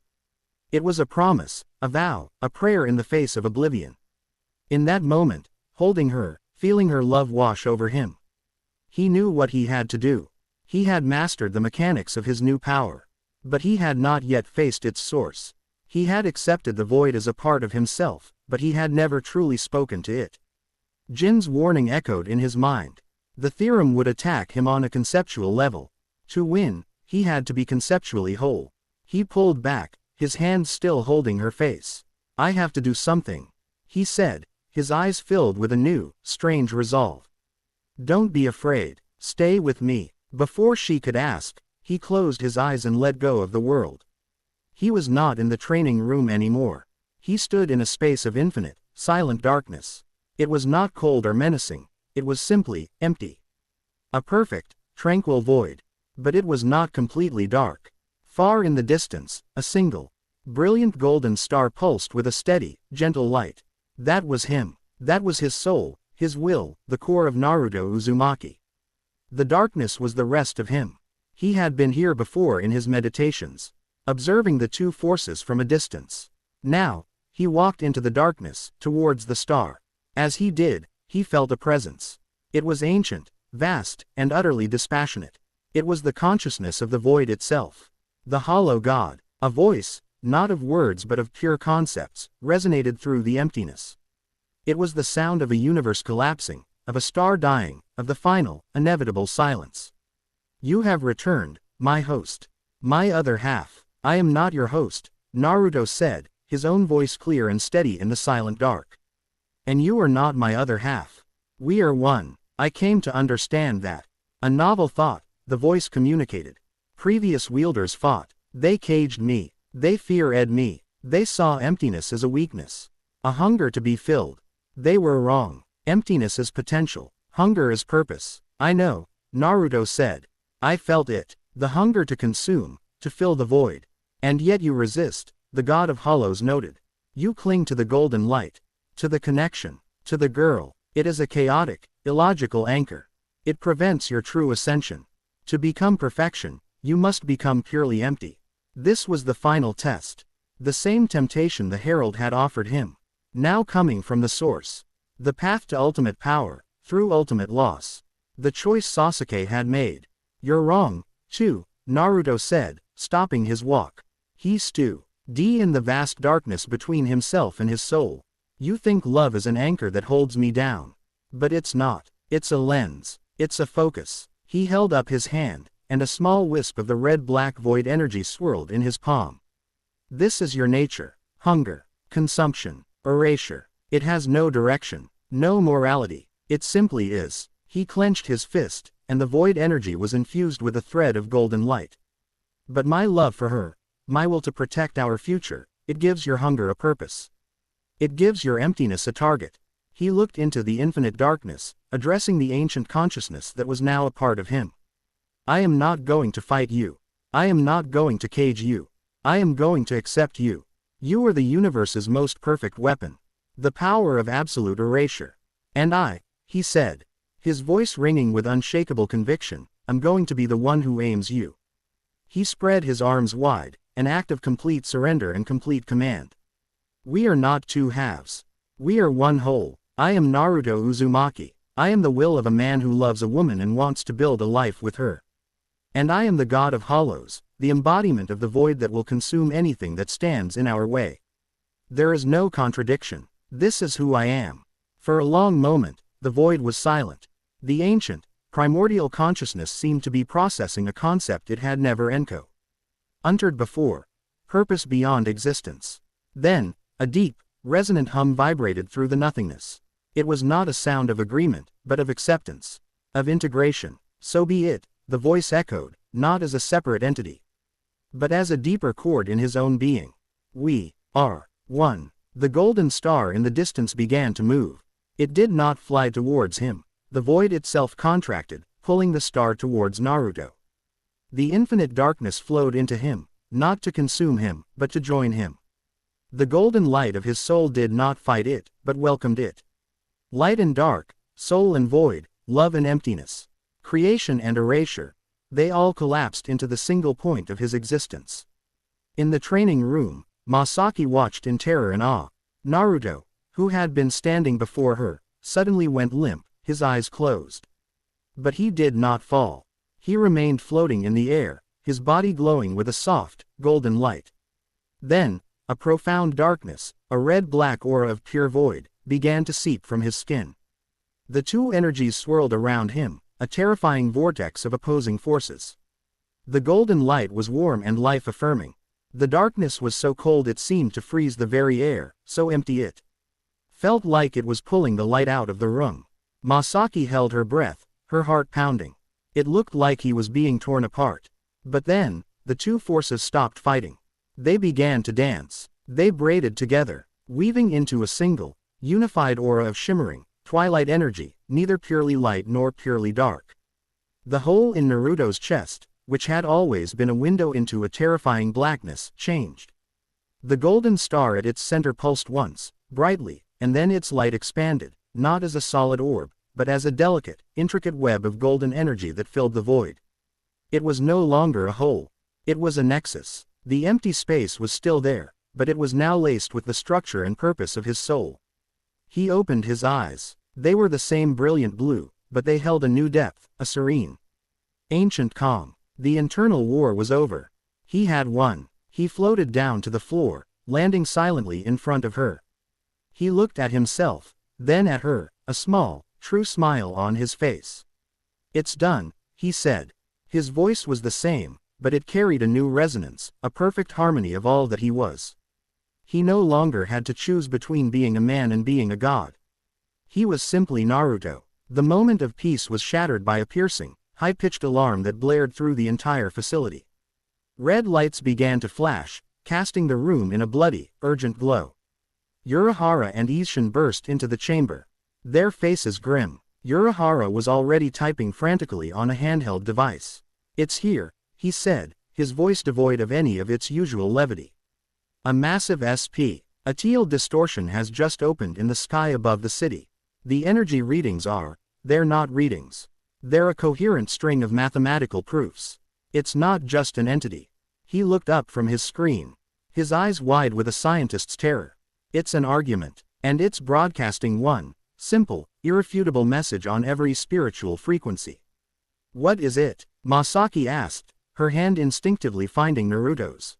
Urahara looked at Naruto, his expression grim.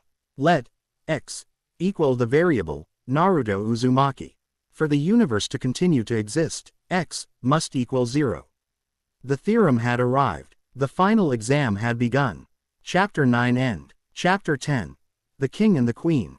The alarm was a scream of pure, electronic terror, a shriek that cut through the sudden, unnatural silence of the world outside. The red lights of the sub-basement pulsed like a panicked heartbeat, painting everything in shades of blood and emergency. Urahara's final, grim declaration hung in the air, a death sentence. CE delivered in the language of mathematics. Let x equal the variable, Naruto Uzumaki. For the universe to continue to exist, x must equal 0. There was no time for strategy. No time for last words. The final exam had not just begun. It had already been graded, and they had failed.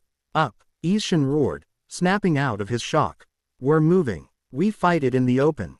They burst from the hidden entrance of the candy shop into a world that was fundamentally wrong. The sky above Karakura town, once a deep, velvety indigo pricked with the lights of the city and the stars, was now a perfect, featureless dome of black. There was no light pollution, no moon, no stars. It was a sterile, digital blackness. And hanging in the center of it, directly above the town, was the theorem. It was not a creature of flesh or energy. It was a being of pure information, a complex, rotating lattice of crystalline, geometric shapes that shimmered with an internal, white light. Lines of glowing, alien code and mathematical symbols drifted around it, forming and resolving in the air like a living equation. It did not exude spiritual pressure, it exuded certainty. Its very presence was a declaration of absolute, irrefutable truth. And as they watched, its truth began to impose itself on the world. The messy, chaotic architecture of the city began to correct. A building with ornate, human flourishes smoothed itself into a perfect, featureless rectangular prism. The asphalt of the street lost its texture, becoming a flawless gray plane. The world was being simplified, its irrational complexities erased by the being's overwhelming logic. Naruto felt its mind voice touch his, not with the cold curiosity of the axiom, but with the dispassionate finality of a judge passing sentence. The proof is complete. The variable, x, is a chaotic null factor that destabilizes the system. The procedure for correction is subtraction. Before the theorem could act on its judgment, reality tore open. A Senkaimon gate slid open midair, and from it leapt Captains Kiraku and Yukitake, their expressions grim, their houris billowing. Behind them came Byakuya Kuchiki, his face an impassive mask that couldn't quite hide the memory of his last humiliating encounter. They didn't pause, didn't confer. They had their orders. Hado number 88, Harayu Gekizoku Shinton Raiho. Yukitake and Kiraku incanted in perfect unison, unleashing a colossal blast of lightning and spiritual force. Byakuya raised his hand. Bankai. Senbon Sakura Kajiyoshi. A billion microscopic blades surged towards the theorem, a swirling pink storm of death. Simultaneously, on a distant rooftop, Ruken Ishida appeared, a solitary figure in white. He didn't hesitate. He drew his bow, pulling back the string until it hummed with an impossible amount of power. Heilig File, he roared, releasing a single, massive arrow of pure, condensed Quincy energy, a lance of blue-white light that screamed through the air. As if not to be outdone, a garganta ripped open the fabric of the sky, a jagged black mouth against the sterile darkness. Jin Ichimaru strolled out of it, his smile a mocking crescent moon. My, everyone's so eager, he drawled. He raised his blade. Bankai. Kamishini no Yari. His blade extended with impossible speed and length, not a simple stab, but a wave of dust, a wall of disintegration aimed at the crystalline entity. Isshin and Urahara joined the fray from the ground. Isshin unleashed his most powerful Getsuga Tensho, a wave of raw, black and red fury. Urahara snapped his fan. Cry. Benihime, a net of crimson energy, designed to analyze and deconstruct whatever it touched, flew towards the theorem. It was the unholy alliance in action. A cacophony of chaos, Shinigami, Quincy, Arankar, and renegades, all throwing their ultimate attacks at a single, silent point in the sky. It was a storm of contradictory energies and philosophies that should have ripped the world apart. The theorem did not move. It simply, calculated, variable, Keto, equation, spirit energy plus incantation, solution, nullified. The massive lightning blast from the two captains hit an invisible barrier and simply unraveled. TS complex formula broken down into inert, harmless ryutsu that dissipated like mist. Variable, Bankai, equation, 1,000 blades, solution, simplified. The billion blades of Senbon Sakura stopped dead, their forms losing complexity, devolving from deadly weapons back into a simple, solid katana in a stunned Byakuya's hand. Variable, Quincy arrow, equation, spiritual particle absorption and emission, solution, balanced. Ruken's lance of light fizzled out, the particles that composed it forcibly returned to their natural, neutral state in the atmosphere. Variable, Bankai, equation, blade extension and dissolution, solution, deemed physically impossible. Jin's Kamishini no Yari turned to dust 100 feet from its target, its fundamental mechanism disproven. The Getsuga Tensho, the Crimso, net of Benihime, all of it was met with the same effortless, absolute negation. The theorem wasn't fighting them. It was editing their attacks out of existence. It was showing them, with crushing finality, that in the face of its perfect logic, their chaotic powers were nothing more than childish scribbles. Contradictions are temporary states pending resolution, its voice echoed in all their minds. Your combined assault is a flawed proof. It is illogical. It is irrelevant. The Allied forces were left panting, their most powerful techniques rendered inert. They were staring at a being that could not be fought, only obeyed. In the midst of the stunned silence, Naruto squeezed Masaki's hand. He had watched the display, not with despair, but with a sudden, brilliant clarity. They were all trying to argue with the judge. They were trying to fight a mathematical proof with brute force. It's not working, he said to her, his voice a low, calm murmur that only she could hear. We're trying to erase the answer. But the answer is true. We have to change the question. He looked at her, and in his blue eyes, she saw not the fear of a coming end, but the resolve of a king about to make his final, decisive move. She understood. Their power, their love, their very existence, it had never been just about him. The variable isn't X, she whispered, her voice a perfect harmony with his thoughts. It's us. Together. They stepped forward, walking calmly out into the center of the street, into the epicenter of the eerie, corrected silence. The eyes of every Shinigami, Quincy, and Arankar turned to them. The theorem focused its silent, absolute attention on them. Primary anomaly detected. Final resolution initiated. A wave of pure, conceptual energy washed down from the sky. It wasn't an attack, it was a statement of fact. A wave of pure logic that would unmake them, proving that a being like Naruto, a fusion of void and soul, and his bond with a being of purity like Masaki, was the ultimate paradox. The ultimate impossibility that had to be deleted for reality to function.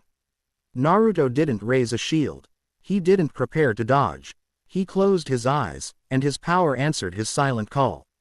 The twilight aura of his integrated soul bloomed around him, a perfect, stable fusion of golden light and absolute void. He was no longer a man containing a power, he was a law of nature unto himself, a walking, breathing, stable paradox. The nexus in his chest blazed, not with fury, but with a serene, unshakable certainty. Masaki stepped up beside him, so close they were touching. She raised her bow, but she did not draw on the spiritual particles of the world. The world's laws were now subject to the theorem. She needed a power that answered to a higher law. She drew back the string of her empty bow, and a connection formed between her and the blazing nexus in Naruto's chest. An arrow began to form on her bowstring, an arrow not of Quincy particles or Shinigami energy, but of pure, unadulterated golden will. It was the essence of Naruto's soul, his love, his defiant existence, given form and purpose by her hand. It was not a weapon. It was their answer. The theorem's final proof washed over them. A wave of logic designed to tear them apart, to prove their love was a chaotic illusion and his existence was a cosmic mistake. But their own truth was stronger. Naruto's voice and Masaki's voice rang out as one. A declaration that was not spoken, but felt by every soul in the city, a new truth broadcast into the heart of reality. The old equation is flawed. The variable is not 1, it is 2. The void is not a 0, it is the potential for everything. Love is not a chaotic variable, it is the constant that gives it purpose. Our existence is not a problem. It is the solution. Masaki released the arrow. It did not fly like a weapon. It moved with the slow, inexorable certainty of a sunrise. It was a single, perfect shaft of golden light that carried within it the irrefutable truth of their bond. It was the physical manifestation of a feeling, an axiom of love and defiance aimed at the heart of pure logic. The golden arrow met the theorem's wave of conceptual erasure. There was no sound, no explosion. For a single, eternal moment, all of reality held its breath. It was a clash of two absolute, fundamental truths. The weaver's truth. A perfect system cannot contain a paradox. Therefore, the paradox must be false. Their truth. A universe without paradox, without love, without illogical hope, is not a perfect system. It is just an empty cage. Therefore, we are true. For one heart-stopping second, the world flickered, threatening to dissolve into static. And then, their truth won. The crystalline form of the theorem began to fracture. Not with the violence of damage, but with the quiet grace of acceptance. Its perfect logic had been presented with a new, undeniable axiom. It could not disprove them, because their existence, their love, was its own proof. They were not a flaw in the system. They were a necessary, beautiful, illogical upgrade. The mind voice of the theorem echoed one last time, no longer a judgment, but a whisper of pure, unadulterated awe. New axiom accepted. The proof is beautiful. Reporting to Weaver. With a final, gentle flash of white light, the God of Order's theorem dissolved into a trillion motes of pure data that drifted up into the sky and vanished. The sterile black dome above them shattered like glass, revealing the first, gentle blush of dawn. The world flooded back in with a roar, the sound of the wind, the distant hum of the city. The chirping of a single, defiant bird. The corrections to the city's architecture melted away, returning to their normal, messy, imperfect states. The war was over. In the street, the unholy alliance stood in stunned silence. Byakuya, Rukin, Jin, they had all witnessed a power that transcended anything they had ever conceived. It wasn't about strength or energy, it was about will. Without a word, Rukin Ishida gave Masaki a single, sharp nod. It was not forgiveness, it was acknowledgement. Then he was gone. Jin Ichimaru chuckled, a soft, breathy sound. Well now, he whispered to himself. That's a result Lord Aizen will want to study for a millennium. He turned and melted back into his garganta, his part in the strange cosmic play concluded. Shunsui Kyoraku slowly put his straw hat back on his head. Well, Jashiro, he said, his voice full of a weary wonder. I think that's quite enough cosmic horror for one lifetime. Let's go home. The Shinigami opened their gate and departed, leaving a very different kind of silence in their wake. The sun was now rising in earnest, casting long, golden rays down the empty streets. Naruto stood in the center of it all, the last of his divine power receding, leaving him leaning heavily on Masaki, his strength finally spent. She supported him, her arm wrapped around his waist, her strength his. He looked at her, his face pale and exhausted, but his blue eyes were clearer and brighter than they had ever been. The hunger was gone, the internal war was over. They made their way to the top of the nearest building, sitting on the ledge, their legs dangling above the awakening city. They were alone, outcasts from their own kinds, architects of a new cosmic law. The world was safe, for now. Aizen was still plotting. The Weaver was still learning. Their future would not be easy. Masaki rested her head on his shoulder, watching the rising sun paint the sky in brilliant hues of orange and pink. So, she said softly, her voice filled with a quiet, tired joy. The King of the Hollows and his Quincy Queen. We saved the world. What do we do now? Naruto looked not at the sunrise, but at her, at the way the new light caught in her hair, at the love that shone in her eyes. The golden light of the nexus in his chest pulsed gently, in time with his own beating heart. Whatever we want, he said. And for the first time since he had fallen into this world, his smile was completely and utterly free of shadows, of hunger, of the past. It was not the smile of a god or a monster. It was the smile of a boy who had finally, truly, found his home. Chapter 10 End.